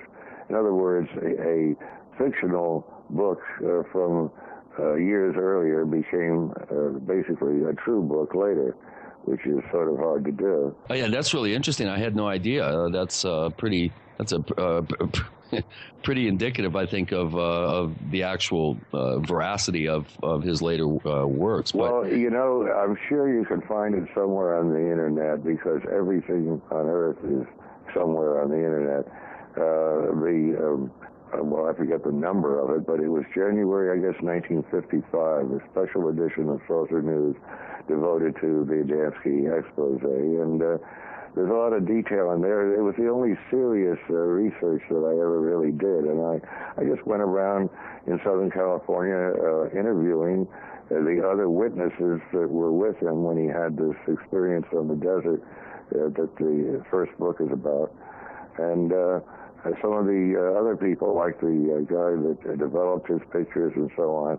And there's no smoking gun, but it makes it very obvious that this thing probably didn't happen the way Adamski said it had. Wasn't there a comment, Jim, that you once quoted Adamski as saying, sometimes to get the truth in, you had to go through the back door? Well, yes, that was one of my, that was almost a smoking gun. One of Adamski's former friends was a guy named Gerald Baker, who at that time lived in Southern California and for a while was one of the lesser figures in orbit around Adamski. And they exchanged a number of letters. Baker became disillusioned with Adamski later on and contributed quite a lot to my expose.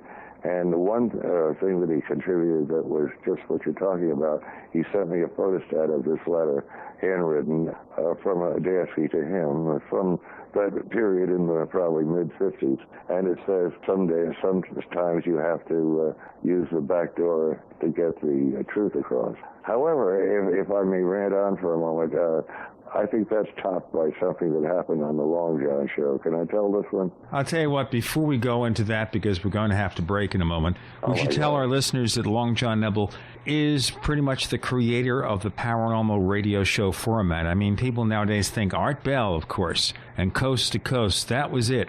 But no, there would be no Art Bell or George Norrie or even the Paracast if there wasn't first Long John Nebel, a former carnival barker. His original name was John Zimmerman, I understand, but he changed it to Nebel, which was, I think, a relative's name, that kind of thing. We'll get into more of that and this experience with Adamski, Long John, Jim Moseley, editor of Saucer Smear, joining us this week. The co-host is Chris O'Brien. I'm Gene Steinberg. You're in the Paracast.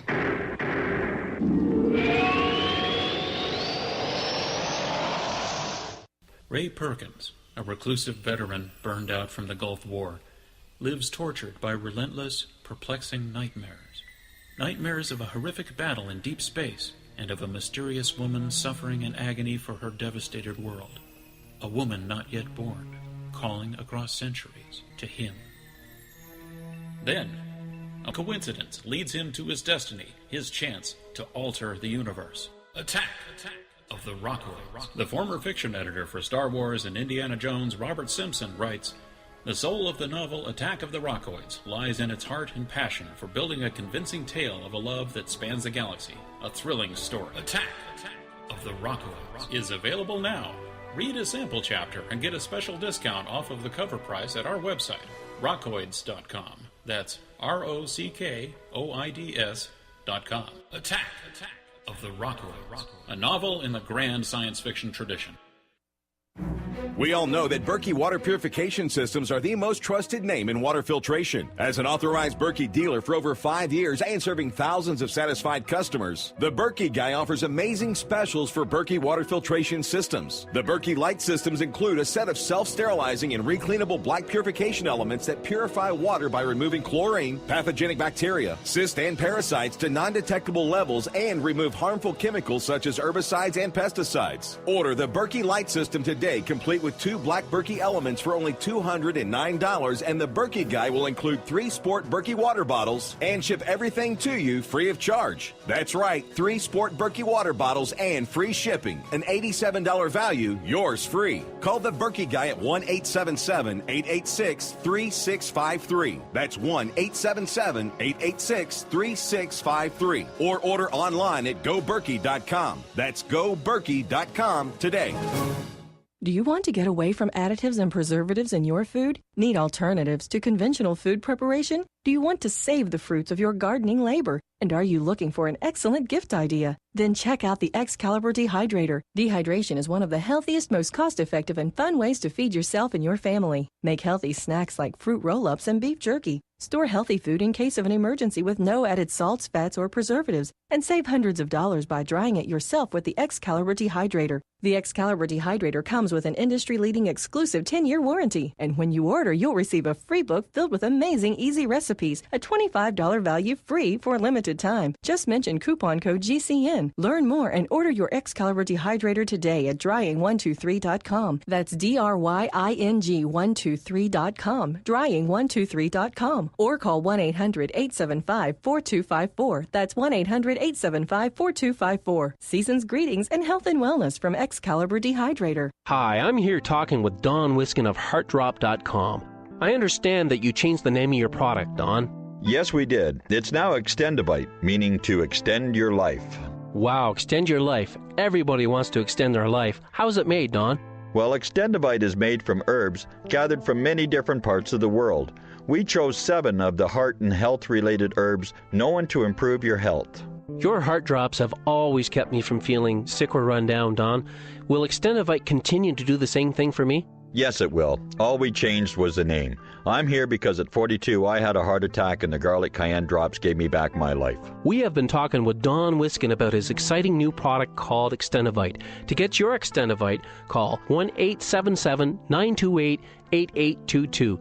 That's 1-877-928-8822. Or visit his website at heartdrop.com. That's HeartDrop.com. The GCN Radio Network, providing the world with hard-hitting talk radio. GCN. Great talk radio starts here.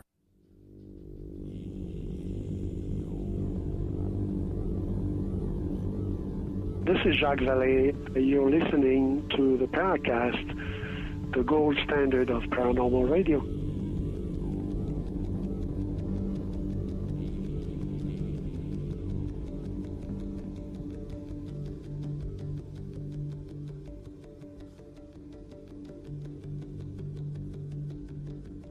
We're back with Jim Moseley, editor of Saucer Smear. Chris O'Brien's the co-host. I'm Gene Steinberg. You're in the Paracast. And before we go into the show with Long John, tell us about Long John. He was a character in and of himself. Well, he had an all-night radio show on WOR, which was a clear channel, 50,000-watt station in New York City, and it covered a good deal of the East Coast. So it was a big show and quite popular. It went from midnight to 5 a.m., I think every night of the week, although some nights they were on tape. But I was just going to tell you about this one time I was on with George Adamski. Adamski was the guest of the evening, and I was one of the panelists. I guess it's not a new concept, certainly, but I mean, John always had a guest of the evening, and then there was a pool of maybe 20 or 30 people that John was more or less friendly with, and he'd choose 3 or 4 of them to be the panelists on a given night. So one of the times that he had Adamski on, and since I was involved with Adamski, he put me on as a panelist. However, John always took the mic, pretty much hogged it for himself during the first hour or so of the show, and that would be the only time that a lot of people would be listening, because by 1 o'clock in the morning, the sane people are going to bed because they have to get up the next day. So it wasn't until about 2 o'clock at least that I got a chance to talk. And this is what I asked Adamski. I said, George, I have read that you claim that 2 and 2 are 5. And this is true. He had made this claim. And I said, can you please tell me how much 2 and 2 is? And this is the classic answer. He said, 2 and 2 can be either 4, 5, or 6, depending on the circumstances. And I said, thank you, George. And I just let it go at that because I didn't think, what can you say? What can you say that would rub it in any harder than that? And whoever may have been awake at that time, if they had any question about George Adamski, I think that might have solved it for them. Now, John was also a kind of a temperamental kind of guy, wasn't he? Yes, he was. I mean, many examples come to mind, but he was a power tripper. He was an egomaniac. I didn't like him at all, but it was sort of the only show in town, and I enjoyed the ego pleasure of being on the thing. Yeah, well, one story comes to mind. Eventually, there were two shows like each other. John moved from WR to WNBC, I think, for a while. And James Randi, a magician who I used to be very friendly with and am not anymore, but he and I got to know Randy. I forget how I met him in the beginning, but anyway, he had a rival show to John for about a year or so. And I had some trouble with John and hadn't been on the show for a while. So I went on Randy's show knowing that John had an ironclad rule. If you ever went on Randy's show or any other rival show, you could never be on his again. And I didn't care because I hadn't been on lately anyhow. So I became a regular on Randy's show. Well, Randy finally got kicked off the air, long story, after a year or so. So then we were back to one show, and I was indeed a man without a show. However, in 1966 came the Marshcast thing, you might say, a whole syndrome having to do with some sightings of alleged UFOs in Michigan, which may or may not have been Marshcast. That's a whole story in itself. But anyway, saucers suddenly became extremely big news in the mainstream, and I, as the only organization devoted to saucers that was listed in the Manhattan, New York phone book, became a sort of a public figure for a while. All of the networks called me for a statement about flying saucers, and I got on all kinds of shows. Eventually, I got on the college lecture circuit also. But the point is, at that time, you see, after John had said I would never be on the show again, he called me, because now I was a bigger person and it was worth having me on the show. And he invited me back on, and I was forgiven, and we kissed and made up, and it was just a beautiful thing. Not literally, I hope. No, not in front of anyone, at least. But that's showbiz, isn't it? Yeah, I wouldn't have kissed him, but boy, I sure would have kissed his wife. Well, which one? He had several wives. Oh, he did? Okay, well, I was speaking of Candy. She's pretty hot. Candy Jones, I knew her very well. Also, a very nice woman. I got to know her. Eventually, she had her own show after John died, and I was on her show several times also.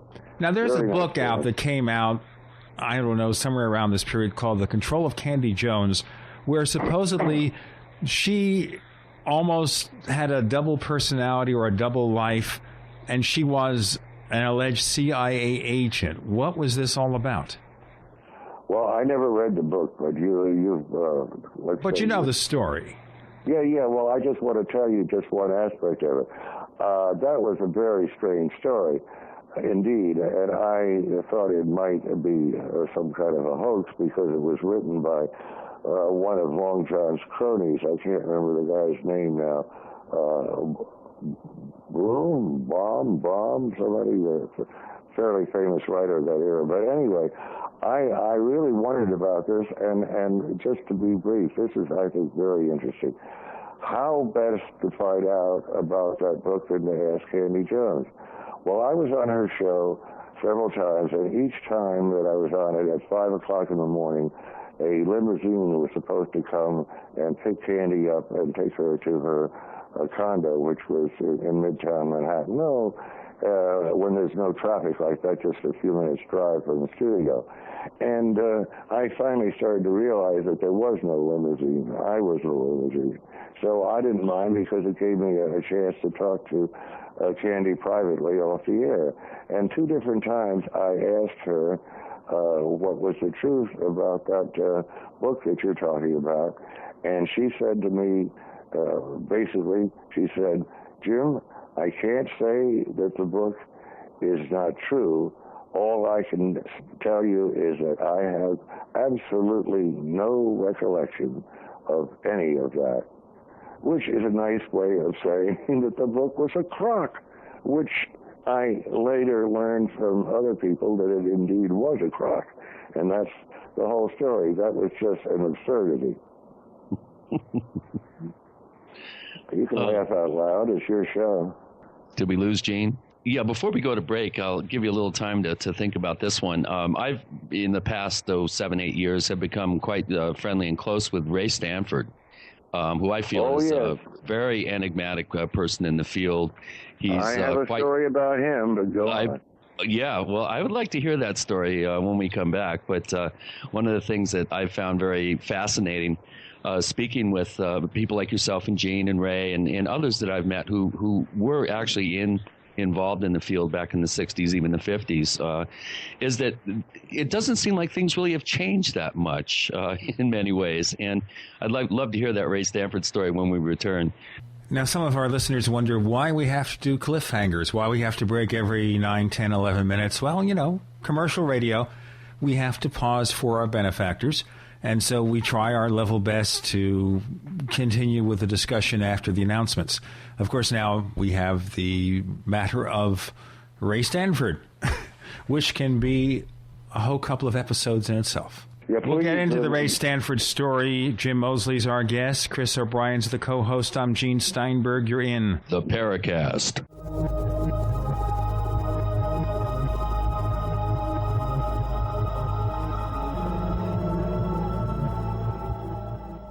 Are you ready to order the official Paracast t-shirt? You asked, we answered. We're now taking orders for the official Paracast t-shirt. It comes in white, 100% cotton. The front of it features the same logo that we have on our community forums. On the back it says, separating signal from noise. To order the official Paracast t-shirt, here's all you have to do. Visit our new online store at store.theparacast.com. One more time, that's store.theparacast.com. You can use a major credit card to place your order for the official Paracast t-shirt. Hey neighbors, we have one more thing to talk about, and that's more merchandise at the official Paracast store. We have hats, we have jackets, we even have a flip video camcorder customized with the Paracast logo at the official Paracast store. It's all now available at the official Paracast store, store.theparacast.com. I'm concerned about food for my family in the event of an emergency, and I know you are too. Are you ready? Don't wait for an emergency to happen. Put a plan together now with quality dehydrated food from Ready Reserve Foods. For nearly 40 years, Ready Reserve Foods has been in continuous operation, canning the finest in dehydrated foods. Other companies just broker canned foods. Ready Reserve is the manufacturer, controlling quality from start to finish with double enameled cans and nitrogen packing for maximum shelf life. Ready Reserve offers a balanced selection of fruits, vegetables, dairy products, proteins, and grains. Choose from a variety of pre-selected units or order by individual can to customize your own plan. When you purchase from Ready Reserve Foods, you are buying factory direct at wholesale prices. Call today for a free catalog, 1-800-453-2202, or visit ReadyReserveFoods.com. Call 1-800-453-2202. Ready Reserve Foods, factory direct, wholesale pricing. If you're not satisfied with how your skin is aging and want a healthy, youthful glow with immediate results, get a facelift from the inside out with Vizuri. Like a mini facelift, only without needles or surgery, Vizuri is a revolutionary youth rejuvenation skincare system that's proven to work or your money back. Vizuri is all natural and chemical and preservative-free. It helps reverse damage to complexions as a result of aging, stress, lifestyle, and pollution. Vizuri reduces skin pore size, firms, lifts, and tightens, leaving you with soft, silky, shiny skin and looking years younger. You may have seen Vizuri reviewed by CBS TV News. Now see how Vizuri is helping men and women get a fountain of youth facelift at avatarfacial.com and click on CBS TV News to see video of the amazing Vizuri skincare system. Call 888-203-5278. That's 888-203-5278, or go to avatarfacial.com, spelled AVATAR facial.com, and click on CBS TV News. Vizuri, the fountain of youth facelift.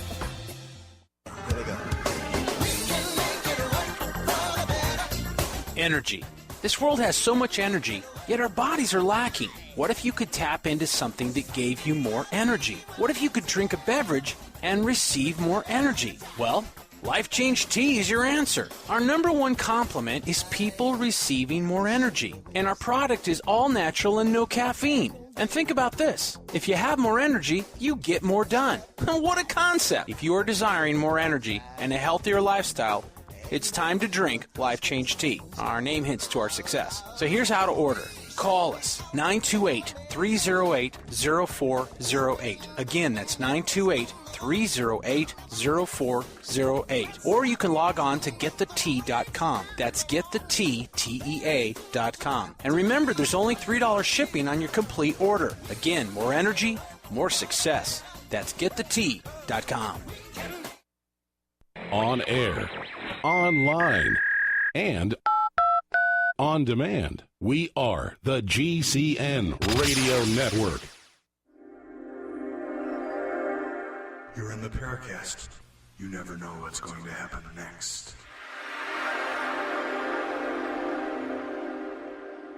We return with Jim Moseley, editor of Saucer Smear, and we're talking about his life and times in the UFO field. Wild and woolly, we don't know. Chris O'Brien's the co-host. I'm Gene Steinberg. You're in the Paracast. Jim, tell us about Ray Stanford. Yes, again, you're setting me up, even without knowing it, with certain stories that I find interesting, and you lead me into them. So that's very good. Well, Ray Stanford was a strange guy indeed, I'm sure. But this was my experience with him. We were just talking about Candy Jones's radio show after John died. It was on WMCA in New York. And that, again, was a 5-hour show from midnight to 5 a.m. Well, one night, I was the only panelist, and Ray Stanford was on. So it was just the three of us, the two of us and Candy. And I don't remember all of it, but, of course, Candy did most of the talking. She was asking Ray different questions about his saucer research and so on. I think there had been some question about, he had a very expensively furnished laboratory somewhere in Texas, I believe, that had cost a couple of $1 million to set up. And there was a lot of question about where that money came from, and who was backing him, and was there some secret plot going on. I don't remember all of that, but I do remember that Candy was asking him different questions along that line, and possibly implying that there might have been something wrong with the funding of that lab. There was an implication, there could be something to hide here and something that would be worth trying to delve into. And but in any case, at certain points, maybe 2 or 3 hours into the show, Ray became enraged, and I forget what he said before he walked off, but he physically, literally, walked off the show, and he went into the control room. He wanted to get back the release he had signed before going on, and that confuses me because I never signed any release before going on any show that I've ever been on, but apparently he had. I can't explain that part of it, but he went into the control room, and the only guy there was an engineer. There was one technician that had to be there, obviously, throughout the show, and he wanted to get his release back, and he got into a physical fight with the engineer, and you could hear crash, bang, boom, and we're still on the air. And I said to Candy, I said, perhaps we should go to a commercial. So we did. And then I said, my God, what are we going to do? I said, I'm scared to go in there and confront him physically. So we just let it go, and finally he got his release back. I saw him with this crumpled piece of paper in his hand, and he stormed out the door and left the studio and left the area. And I heard later that he came back after we'd all gone home, and he had flowers for Candy. He wanted to make up. Well, there's a guy that you could say has a real mental problem, and that was my experience with Ray Stanford. Jeez. Yeah, Ray is very temperamental, and I must say that having actually gotten very close to him over the years, that you do at times have to tread on tread very carefully around him. He is very temperamental. What is the story on that expensively furnished laboratory? Well, that was Project Starlight, and he did have some very wealthy. That's the name. Yeah, very wealthy benefactors who actually bought the land. I think they had 40 acres outside of Austin. They bought the land, and they were able to outfit it with donations from some very wealthy benefactors who were part of Project Starlight, and I think a couple of them were actual directors. Back then, of course. Why did they choose Ray to get involved with? Well, because, Ray is a very brilliant guy. I have, like I said, gotten very close to him. He's been working for quite a number of years on some theories having to do with magnetohydrodynamic propulsion and some of the optical, physical, and the analysis of optical physics that he's done is cutting edge in terms of UFO science. Does he still have that lab? Well, he doesn't. That all kind of fell by the wayside, I guess, in the late 70s, early 80s. He does have all his films that he's taken over the years, and he's been analyzing them religiously he's put in over 10,000 hours analyzing his visual data. He just met with a world-class physicist who I'm not allowed to name several weeks ago and blew him out of the water. I've seen some of the correspondence.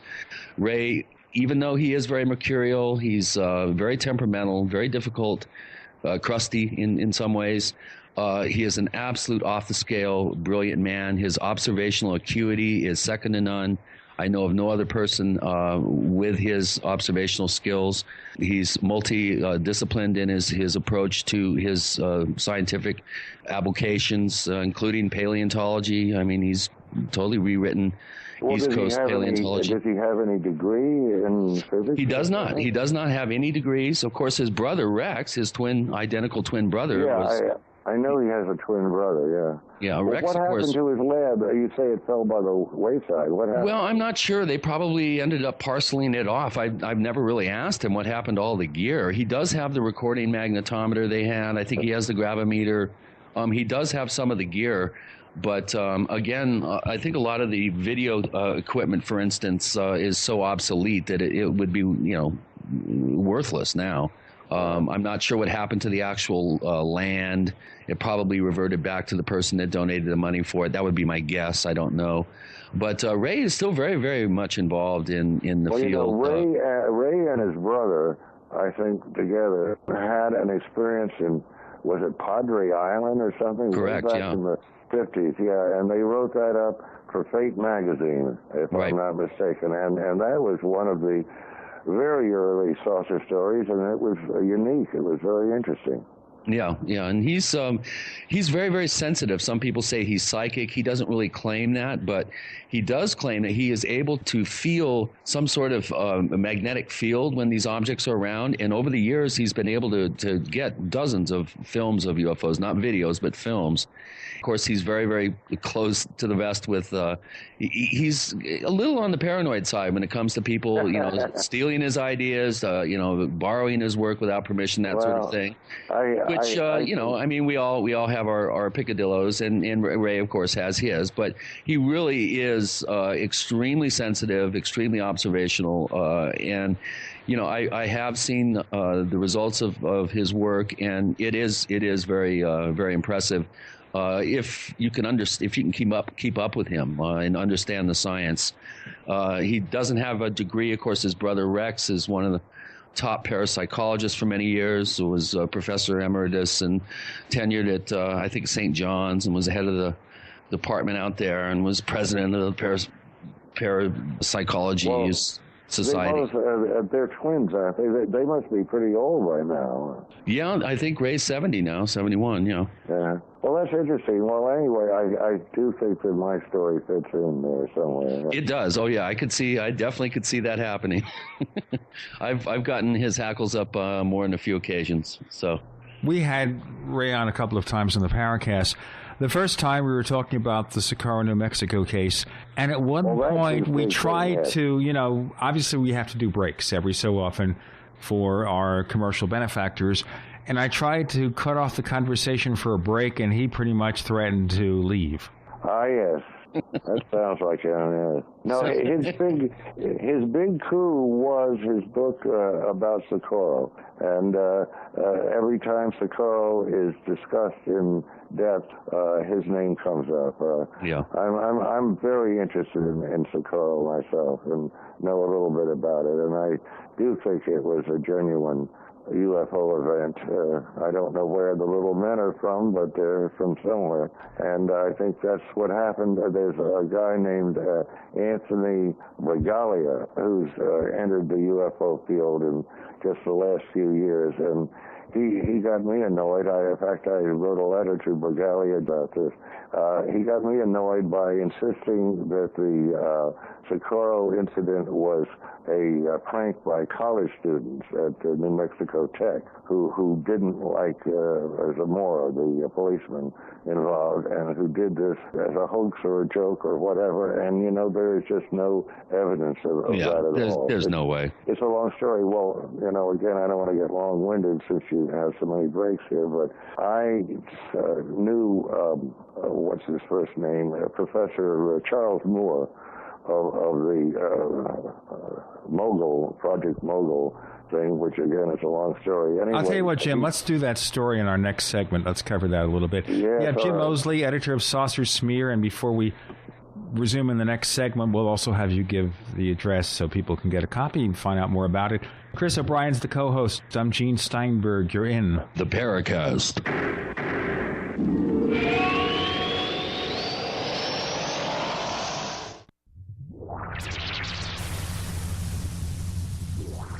Welcome back to the Paracast, the gold standard of paranormal radio. And now, here's Gene Steinberg. By missing time, we're in the final hour of the Paracast. Jim Moseley's the guest. I'm Gene Steinberg. The co-host is Chris O'Brien. You're in the Paracast. Now, before we broke, Jim Moseley was about to tell us a further story about someone, I guess, involved in the Socorro investigation? Yeah, well, first of all, I don't know if everybody knows what the Socorro thing was, but very briefly, it's 1964 out in the New Mexico desert. There was a very loud UFO, which is unusual for them to be loud, and it landed near the town of Socorro. A policeman named Lonnie Zamora happened to be on patrol in his patrol car, and he got within a few yards of the thing before it finally took off. But the most interesting part was that two small humanoids in coveralls were seen next to the craft at one point, and then they hopped back into the craft before it left. So that has always been assumed to be an unknown. J. Allen Hynek was out there himself investigating it, and he admitted he didn't know what it was. And one of the other investigators, indeed, was Ray Sanford, and he wrote a book about it. I think it was called, Socorro something in a Pentagon Pantry, Socorro saucer in a Pentagon pantry. It's a classic. Okay, right. But, so getting to this guy, Anthony Bragalia, in recent years has been stirring up all kinds of stories, I think just in many cases just to get attention, and he has come out with the theory that this was a prank by college students. Well, Professor Charles Moore, who was famous for the Mogul balloon, and that's another story too long to go into, but he was well known in the UFO field, and I had kept in touch with him for a number of years. And when I was out in Socorro, I believe in 1996, Moore was living in Socorro. And of course, he was familiar with New Mexico Tech, which I believe was also in Socorro, and Moore had taught there probably continually for quite a number of years. So he would have known if there was any rumor about college students having some kind of a hoax club or something. That's what Bragalia claims, and that this was a hoax by them specifically against Lonnie Zamora, because Zamora, as a cop, had given some of them speeding tickets and so on. I mean, this is a whole angle that no one has ever mentioned before, but the point is, I spent a day with Charles Moore in Socorro, and Moore took me out to the exact spot where this thing had landed, because that's sort of like a holy spot, and there's some kind of a circle of stones that people have put there so you can find it. And I never asked more specifically, could it have been a hoax by the students of New Mexico Tech, because I had never heard such a theory. But I do know that Rohr told me specifically and clearly that if it wasn't a U.S. government experiment, and there was a certain experiment that was suspected of having been the cause of this, that if it wasn't that, then he didn't know what it was. And so he was mystified, and he never, ever alluded to anything about students at the college that could have pulled a hoax like that. So, we were on a different subject, but Socorro came up, and one of my favorite cases, and I just think that it was genuine. That's my opinion. Let's look at the origins and purposes of UFOs. At one time you had an Earth theory in the 50s. Was that a joke or what? Well, it was a semi thing. I was saying, I think more than anything else to annoy the outer space believers. Certainly, it's true that a lot of these things, it's been shown again and again, have been U.S. Secret spy planes and one thing or another, but to try to solve the whole thing in terms of that would be impossible. So I eventually dropped that theory. It's really about all there is to that. Then for quite a while, I thought they were possibly from Mars, because there's some feeling, I don't know where it came from, that small men, small humanoid would logically come from Mars, because Mars was capable of having human life, etc., etc. Eventually, we found out Mars is not particularly hospitable to human life, and it would be very unlikely that these saucers would come from Mars. And then I moved on into this, that, and the other until finally I became, in the last 20 years, maybe where I am now, which is vaguely 4D, thinking that they are absolutely genuine, but they're not from another planet. That's my present view.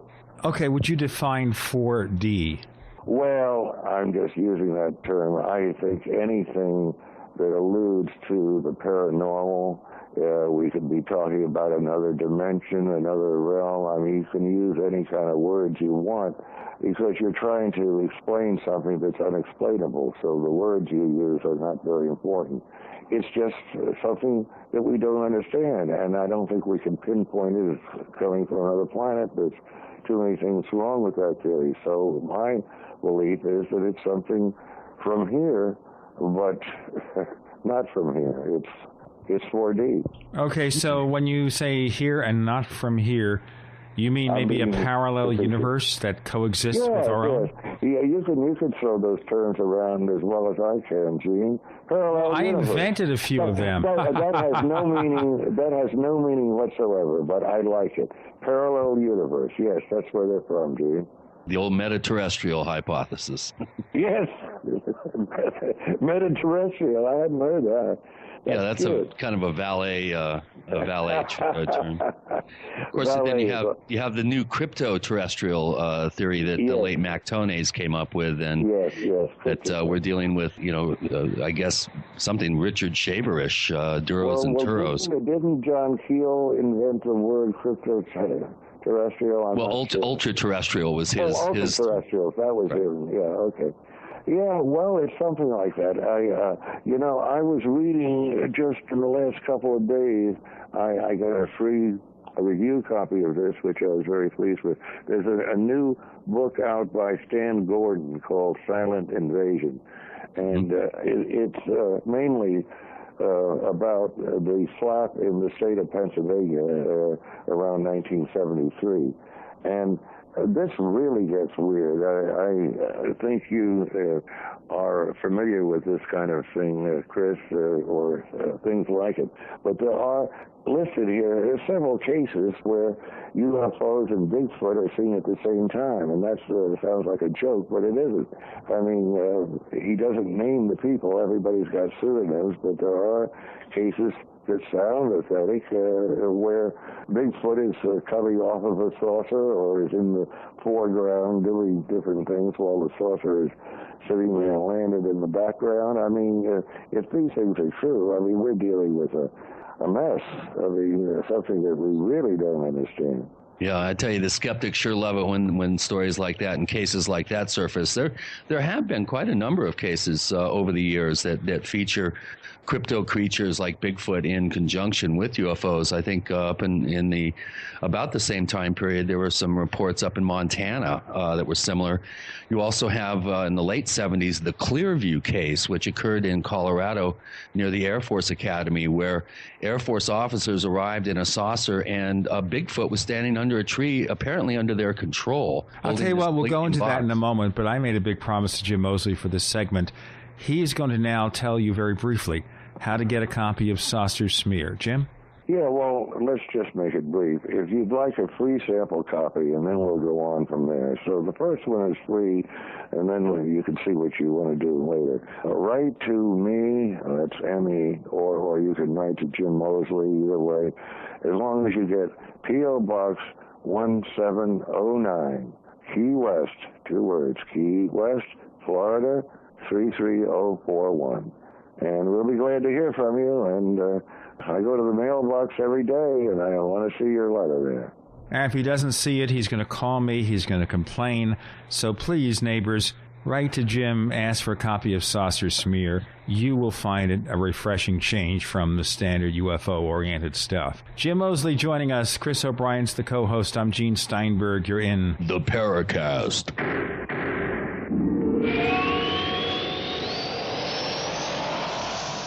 For 58 years, Fate has provided true reports of the strange and unknown. Fate brings you the latest in all aspects of the paranormal, like angels and miracles, psychic phenomena, ghosts, UFOs, and much, much more. To receive your complimentary Fate magazine, call now at 1-800-728-2730 or visit their website at www.fatemag.com. That's 1-800-728-2730. What are you waiting for? Your fate awaits. Hi, this is Tamar from Namecheap. We're a domain name and web hosting company, and we really care about our customers. With domain name purchases, Namecheap offers free SSL and free WhoisGuard for a year to protect your identity from spammers. Most importantly, we care about you. If you'd like to learn more, please visit us at radio.namecheap.com, radio.namecheap.com for web hosting and domain name specials. You can also follow us on Twitter at twitter.com/Namecheap or become a fan of ours on Facebook at facebook.com/Namecheap. See you online.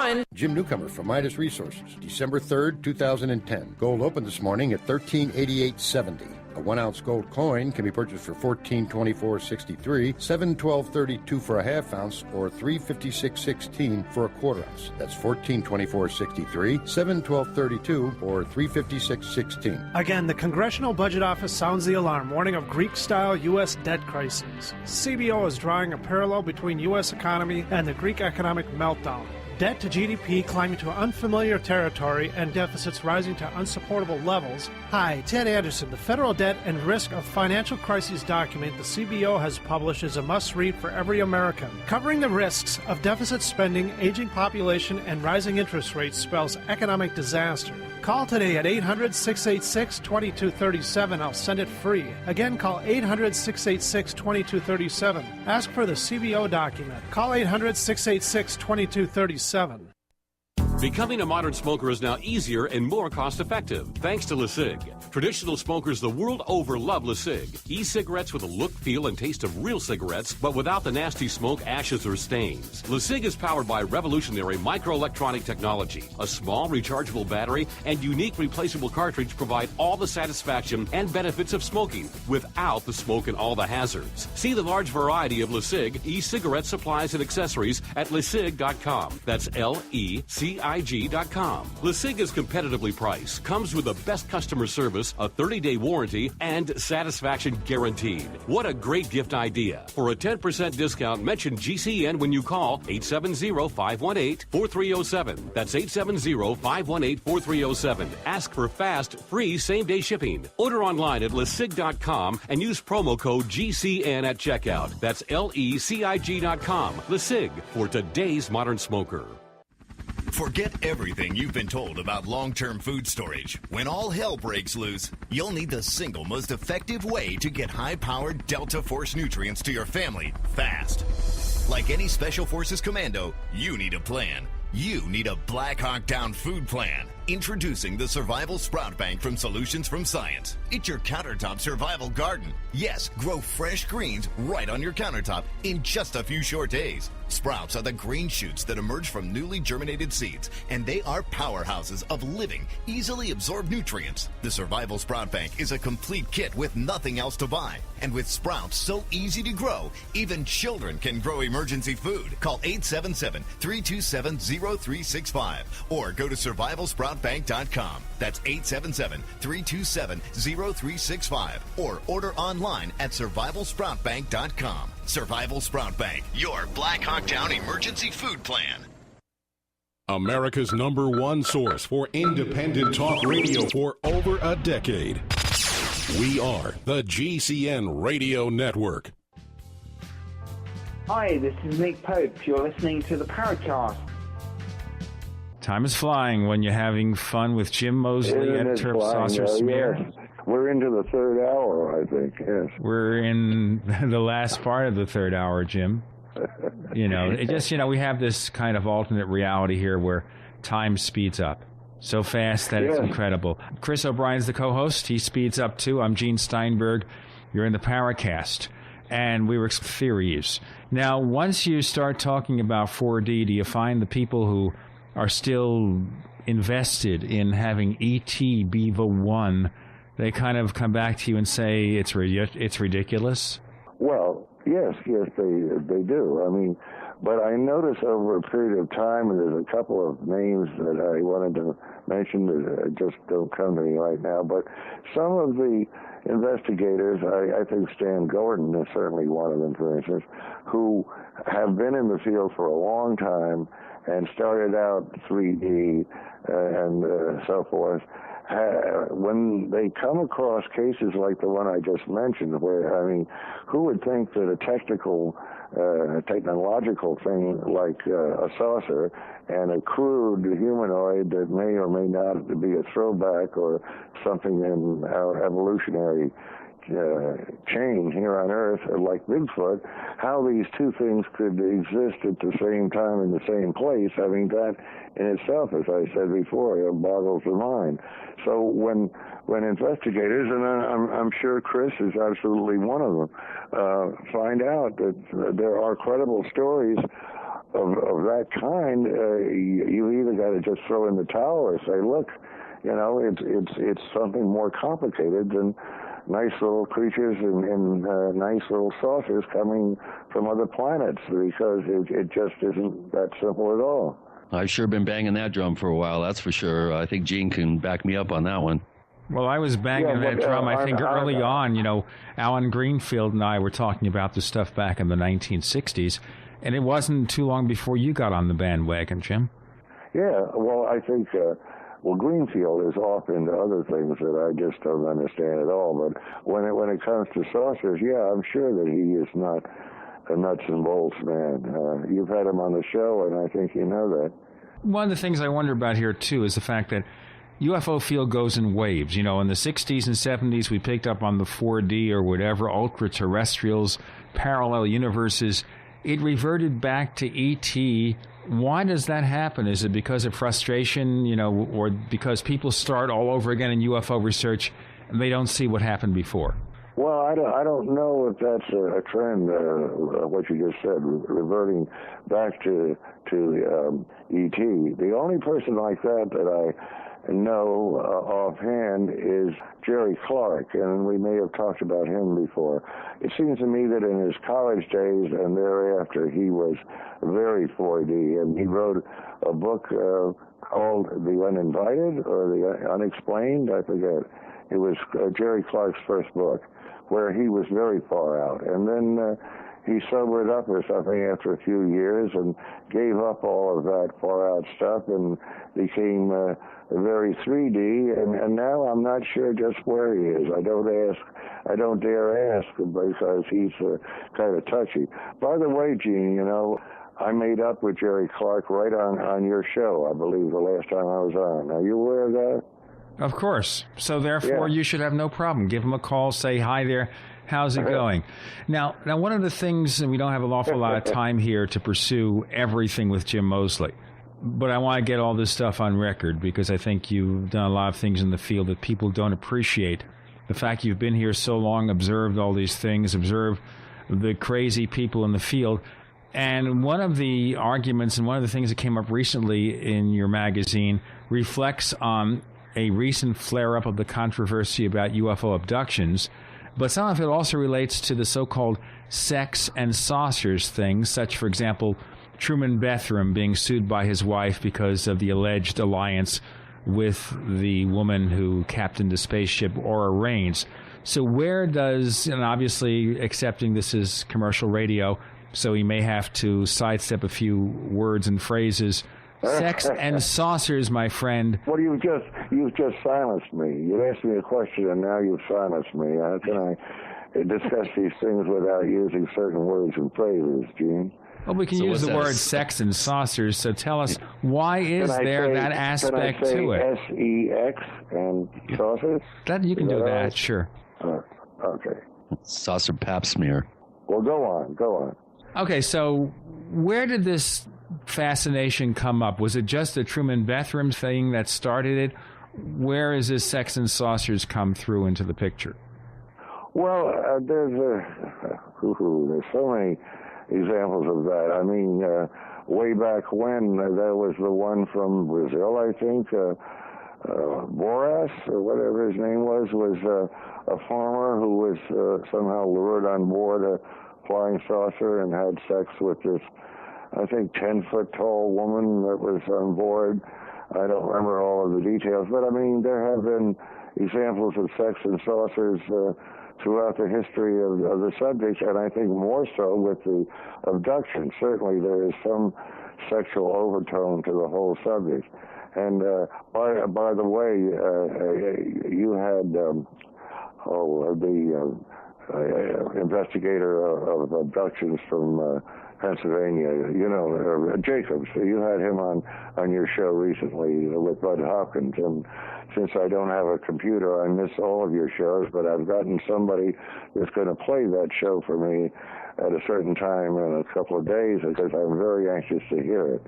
Well, I think they didn't say anything that you're not familiar with. I mean, the general flavor of their investigations over the years. What I'm interested in, this isn't quite the same as sex and saucers, but what I'm interested in right at this moment is not just the abductions, but the effect that the abductees and the various things involved with abduction, with the phenomena or the syndrome, how they affect the abduction researchers themselves. And without going into all of it, if you read the current smear, for instance, or listen to your own show, you are certainly going to realize that David Jacobs has been affected adversely, I fear, by the very stuff that he's been investigating.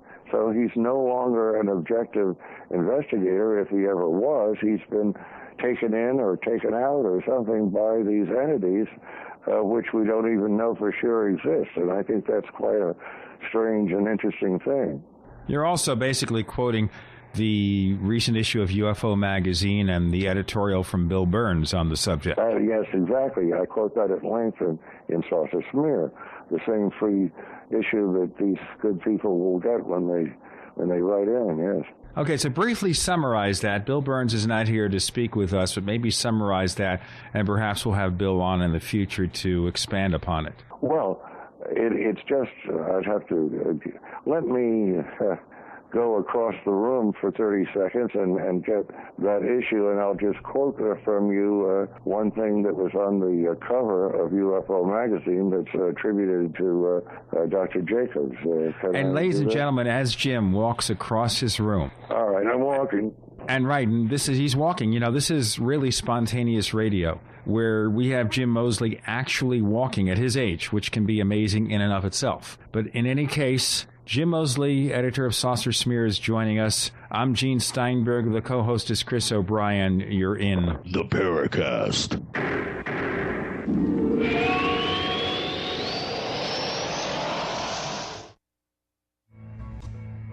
Is there a secret UFO agenda? Do strange creatures from the darkest corners of the mind roam the Earth? Is there evidence for mind control, time travel, or devious government conspiracies? Find out the inside scoop on the latest conspiracies, paranormal activity, and Fortean phenomena when you subscribe to Tim Beckley's Conspiracy Journal. It's jam-packed with stories, special book and DVD promotions, and the best news, it's absolutely free, sent right to your mailbox. Plus, a bonus free email newsletter sent out every Friday. Simply send an email with your name and address to Mr. UFO at webtv.net. That's Mr. UFO at webtv.net. Find out what they don't want you to know.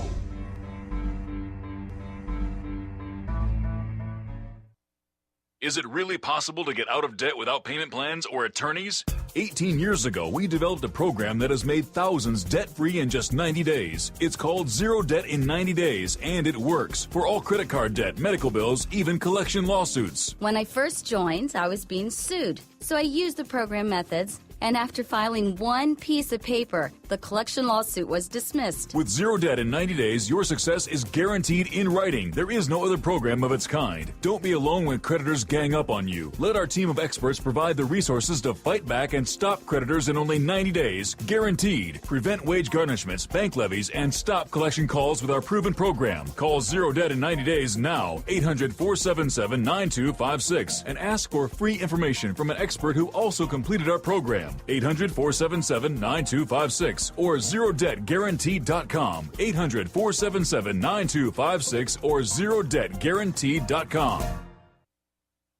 Where have all the military surplus stores gone? Don't worry, you don't need one, because everything you need at Military Surplus is at MaineMilitary.com. That's M-A-I-N-E Military.com, one of the last surviving true military surplus stores in the country. Go online now to MaineMilitary.com and discover a source for hard-to-find surplus items at true surplus prices. Surplus gun cleaning kits as low as $2.99. Complete chemical suits as low as $11.99. See our huge selection of gas masks, filters, and accessories. Finish at M10 gas masks are 3 for $30, and Swiss filters are 3 for $12. Searching for Strike Anywhere matches? MaineMilitary.com has them, plus a whole new product line of survival and first aid kits and lots more. Get free shipping on orders over $50 only at MaineMilitary.com. That's M-A-I-N-E Military.com, or call 877-608-0179, 877-608-0179. MaineMilitary.com, the main name in military supply. Fight back this cold and flu season with the world's best garlic extract, Ali C. Why Ali C? Because it helps your body fight viruses, bacteria, and fungi. Ali C has been scientifically proven in double-blind studies using low doses to greatly reduce the number, severity, and duration of common colds. Ali C contains 300 milligrams of stabilized allicin, the active ingredient in crushed garlic. Studies show Ali C is effective against MRSA, bacterial, fungal, and viral infections. One tablet of Ali C has the equivalent of 40 cloves of garlic. Ali C supports your body's resistance to all types of conditions and can help lower high blood pressure and high cholesterol. So boost your body's resistance to infection with nature's best garlic extract, Ali C. For more information and to order Ali C, call 877-888-7126 or go to garlichealthproducts.com. That's 1-877-888-7126 or go to garlichealthproducts.com for your Ali C today. Are you tired of searching for great talk radio? Something more important. Search no more. We are the GCN Radio Network. We want to hear from you. If you have a comment or question about the Paracast, send it to news@theparacast.com. That's news@theparacast.com. And don't forget to visit our famous Paracast community forums at forum.theparacast.com. Get in on all the action at forum.theparacast.com. So we have Jim Moseley. As we broke, Jim Moseley was busy walking to the other side of his vast living room area in his palatial estate in Key West, Florida, which I think is basically a one-room studio apartment. Anyway, and he's going to get the material from the most recent issue of Saucer Smear. I'm Gene Steinberg. You're in the Paracast. The co-host is Chris O'Brien. And I dared to raise the subject about sex and saucers. And in raising that, we opened a can of worms. So Jim has gotten a copy of the most recent issue of Saucer Smear, and he pledges he'll send out copies of that to those who request it. And now, Jim. Yeah, well, I have in an article that I wrote based on this story, as you said, in UFO Magazine, there was an editorial by the editor of that, Burns, and there was another article in there by someone else. But the quote that I find most interesting is from the cover of UFO Magazine. It says, "I am in a rather severe crisis with the aliens. I will be talking to them tonight about my future and what they will or will not do to me." That's a quote. Now, that's not a abductee talking. That's the researcher himself talking. And that it gets very, very strange. Yes. So maybe he's eating his own dog food.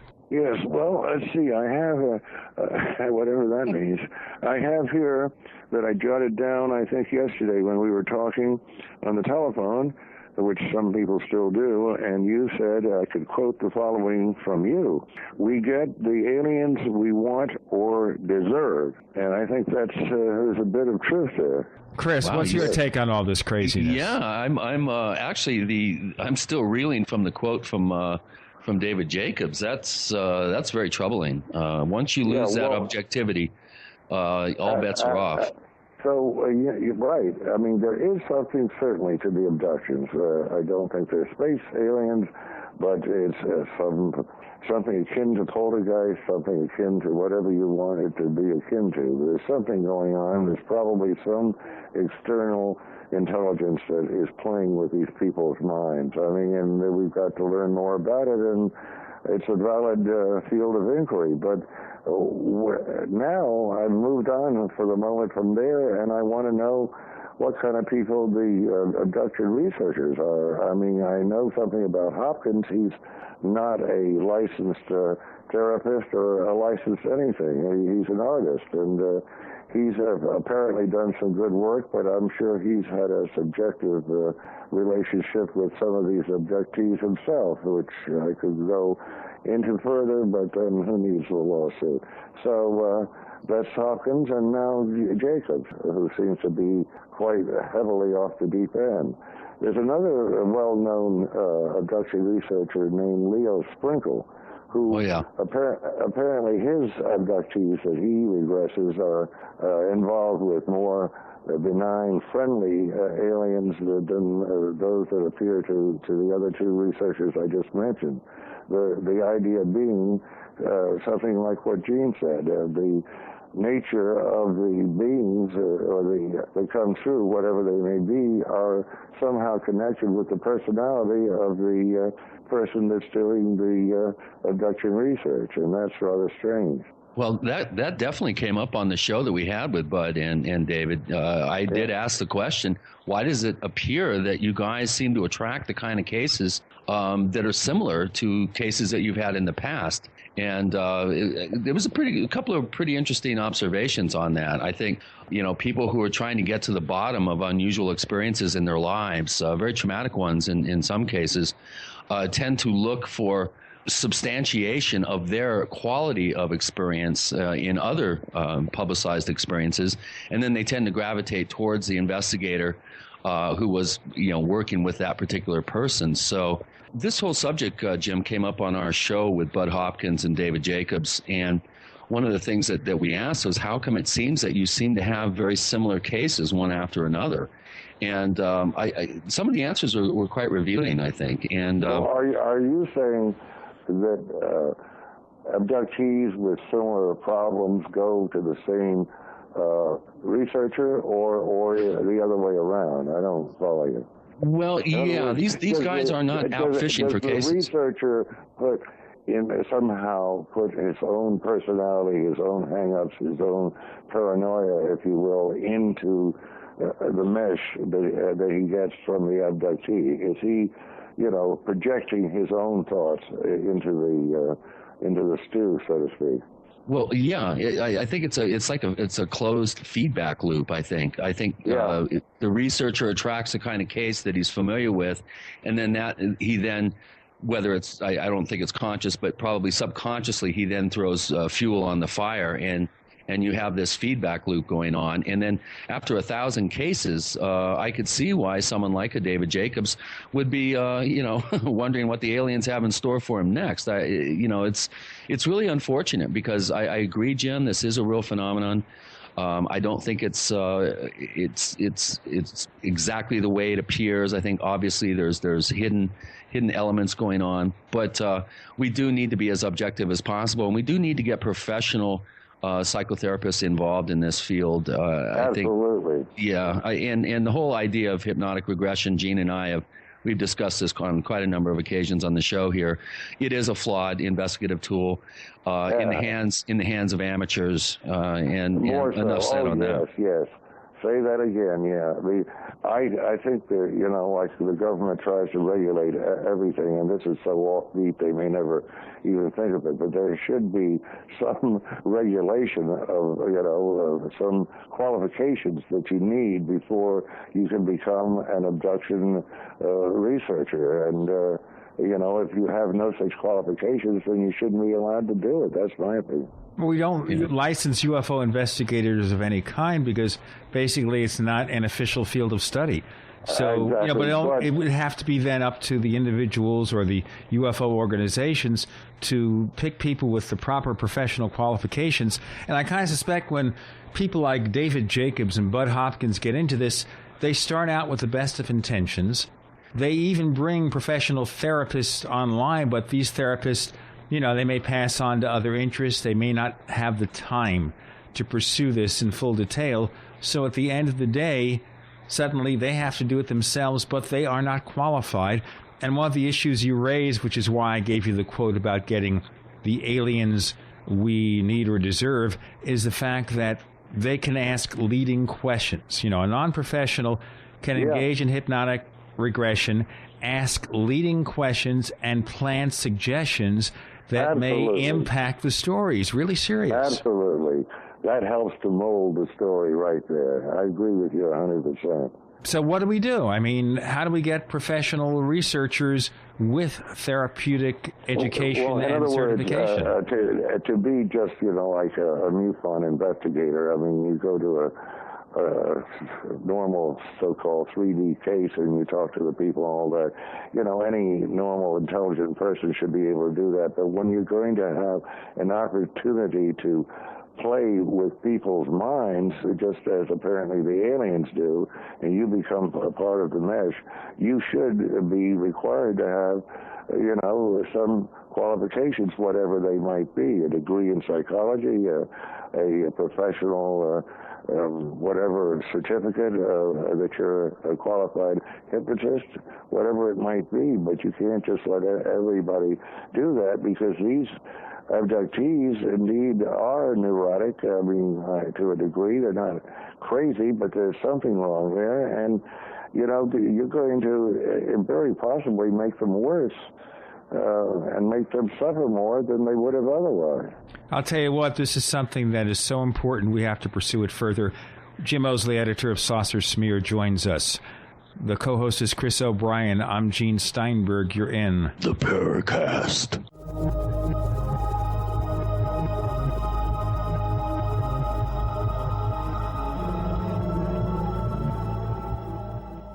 Are you ready to order the official Paracast t-shirt? You asked, we answered. We're now taking orders for the official Paracast t-shirt. It comes in white, 100% cotton. The front of it features the same logo that we have on our community forums. On the back it says, separating signal from noise. To order the official Paracast t-shirt, here's all you have to do. Visit our new online store at store.theparacast.com. One more time, that's store.theparacast.com. You can use a major credit card to place your order for the official Paracast t-shirt. Hey neighbors, we have one more thing to talk about, and that's more merchandise at the official Paracast store. We have hats, we have jackets, we even have a flip video camcorder customized with the Paracast logo at the official Paracast store. It's all now available at the official Paracast store, store.theparacast.com.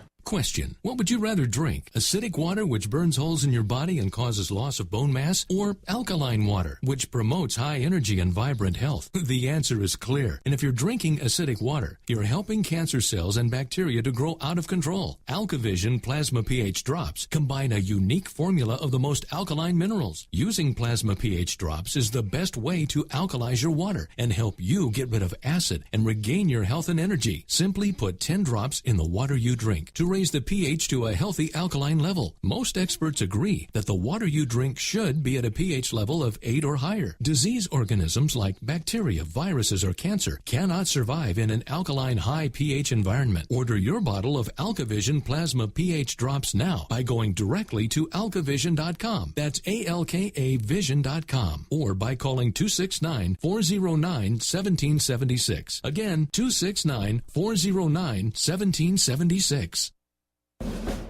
You may not be thinking of lead and brass as precious metal investments. And you may not be thinking about ammo when we say Battery Station. But you should, because Battery Station has a large inventory of the most popular calibers. Just go to batterystation.com and click on ammunition. There, you'll see where Second Amendment patriots invest in precious metals for .380, 9mm, 40 cal, 45 ACP, 38 Special, 357 Magnum, 223, 30-06, 308, and more. Be sure to look for the October GCN specials in blue boxes, too, at batterystation.com. We shoot what we sell, and all Battery Station ammo is all factory, no reloads. You'll enjoy great customer service, great prices, and fast shipping. Plus, all orders over $30 will receive a free patriotic flag. So invest in gold and silver, but don't forget about investing in lead and brass, too, at batterystation.com. Call 417-257-7799 or go to batterystation.com today. In a coming-apart world, you need something to keep it tied together. That something is Atwood Rope, the highest quality rope made in the USA, from exotic braids for military, rescue, arborists, shipyards, tow line, or boating. Quality rope at affordable prices you and your customers can depend on. Find a dealer or shop online at atwoodrope.net. Enter promo code RADIO to receive 100 feet of 550 paracord free with purchase. Atwood Rope, working to keep the world tied together. Hi, this is Ted Anderson. Have you ever wondered why banks, stockbrokers, investment advisors won't talk about gold IRAs? They've been available since 1986, yet the financial industry won't recognize the value of gold for your retirement. Gold has outperformed paper investments, yet no word about IRAs. If you would like to have gold for your retirement, call 800-686-2237. Don't get left behind by rising inflation and low returns. Call 800-686-2237. Secure your future and call 1-800-686-2237. The GCN Radio Network, providing the world with hard-hitting talk radio. GCN. Great talk radio starts here. You're in the Paracast. You never know what's going to happen next.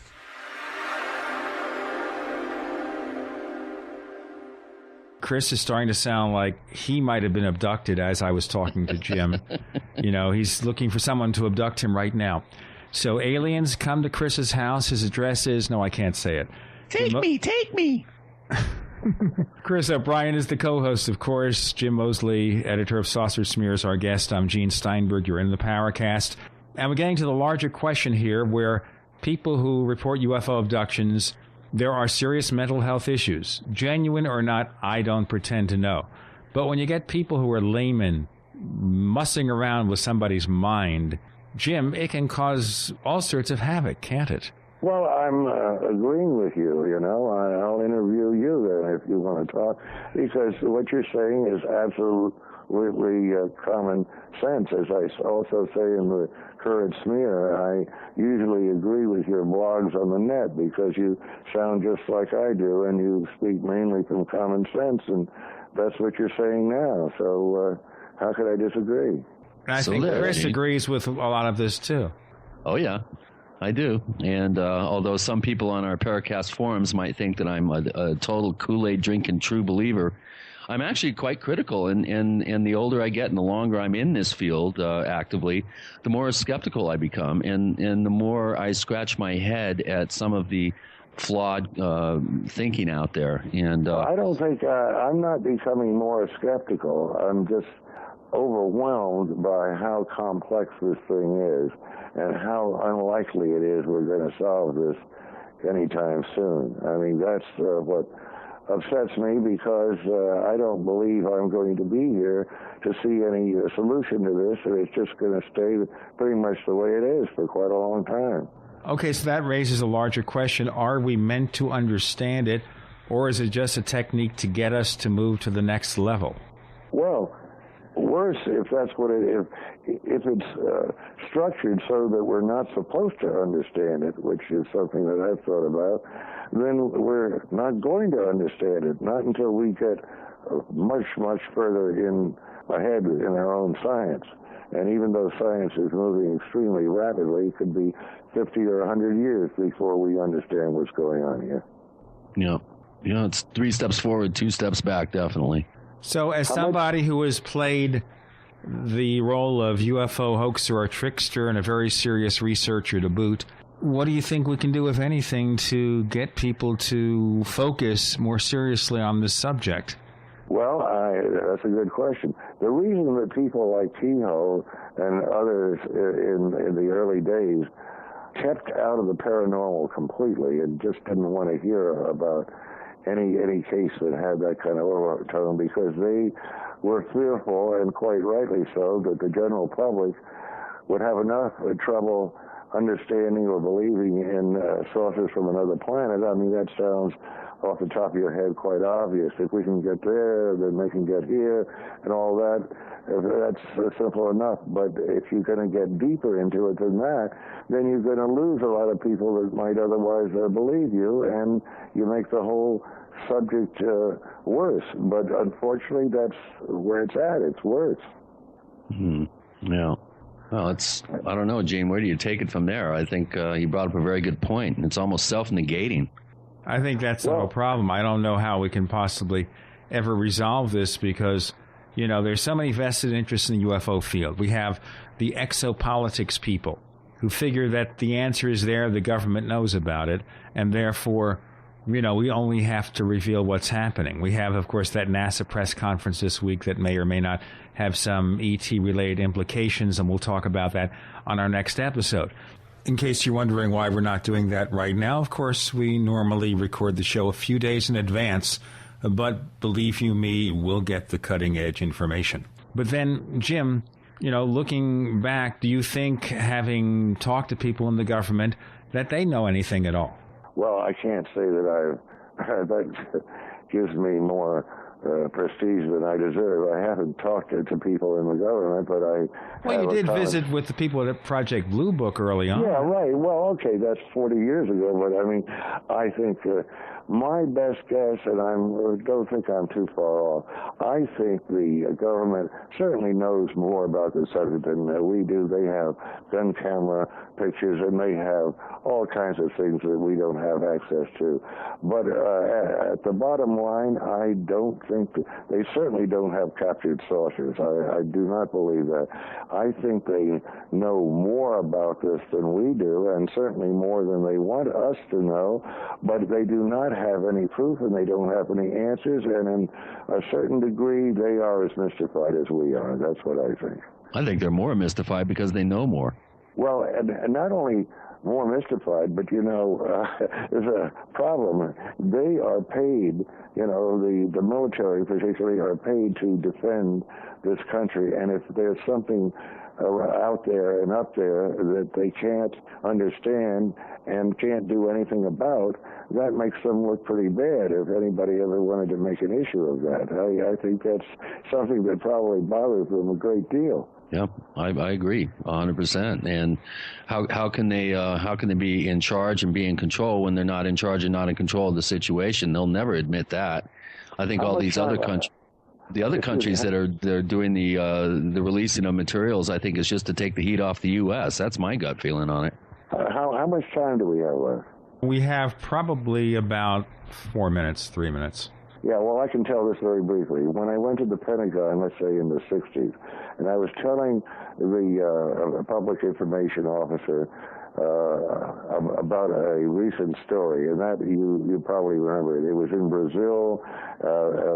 Two saucer researchers were killed on a mountain when they went to a rendezvous with a flying saucer, and their dead bodies were found, and the cause of death was never learned. A very fascinating story, not very well known. And I was telling that to this public information officer, and he was getting very interested, and then he said to me, "Wait a minute, where did you say that happened?" And I said, "Brazil." He said, "Oh, well, we only have the mandate to defend the skies of the United States. If it happened in Brazil, I don't care what it was." And that's just about what he said. I think that was priceless. Do you think, though, that maybe the Air Force Project Blue Book was mostly just kind of a cover-up or just something for public information, not to really do research? Well, I think it was understood as pretty much at the time, or it was exposed. One of the few things that civilian researchers learned. It was definitely a situation where the really important cases that might involve classified information, etc., were not routed to Project Blue Book. They went to another entity. I forget the name of it now. And so, yeah, Blue Book didn't get anything very, very strange or important, and it didn't last that long anyhow. It really only, if I think I remember correctly, not more than a very few years, and then they came out with their final report, Project Blue Book report number 14, which was extremely interesting, and that's another long story. And then we'd have to bring up the story of your friend Dr. Leon Davidson, the scientist who came out with a special version of report number 14 from Project Blue Book. But that goes beyond the scope of this program, because the next thing, the most important task that we can do, Jim Moseley, is to take the next minute or so, and you can tell our listeners again how they can get that special issue of Saucer Smear that has the editorial on the abduction matter. Go ahead. Yeah, on Dr. Jacobs, right. Well, okay, once again, Jim Moseley, P.O. Box 1709, Key West, Florida, 33041. If I'm finished, then I will be on my way. Well, you're not going on your way. You're staying with us, because I need you to say one more time, Jim, what that address is, because, you know, people are writing it down or stopping their cars. They're listening to this in their cars. They don't want to have an accident. They don't want to engage in distracted driving. Give them the address one more time. P.O. Box 1709, Key West, Florida, 33041. Chris O'Brien, our friendly, personable co-host, where do we find more of the stuff that you do? Well, I have a website. It's called Our Strange Planet, OurStrangePlanet.com. It's a strange planet we live in. It's our strange planet. He also lurks in the Paracast forums at forum.paracast.com. And from me and Chris O'Brien, Jim Moseley, thank you for joining us this week on the Paracast. Thank you, Jim. Okay, glad to be here.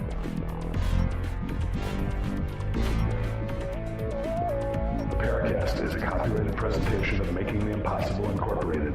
Tune in next week for a new adventure in The Paracast.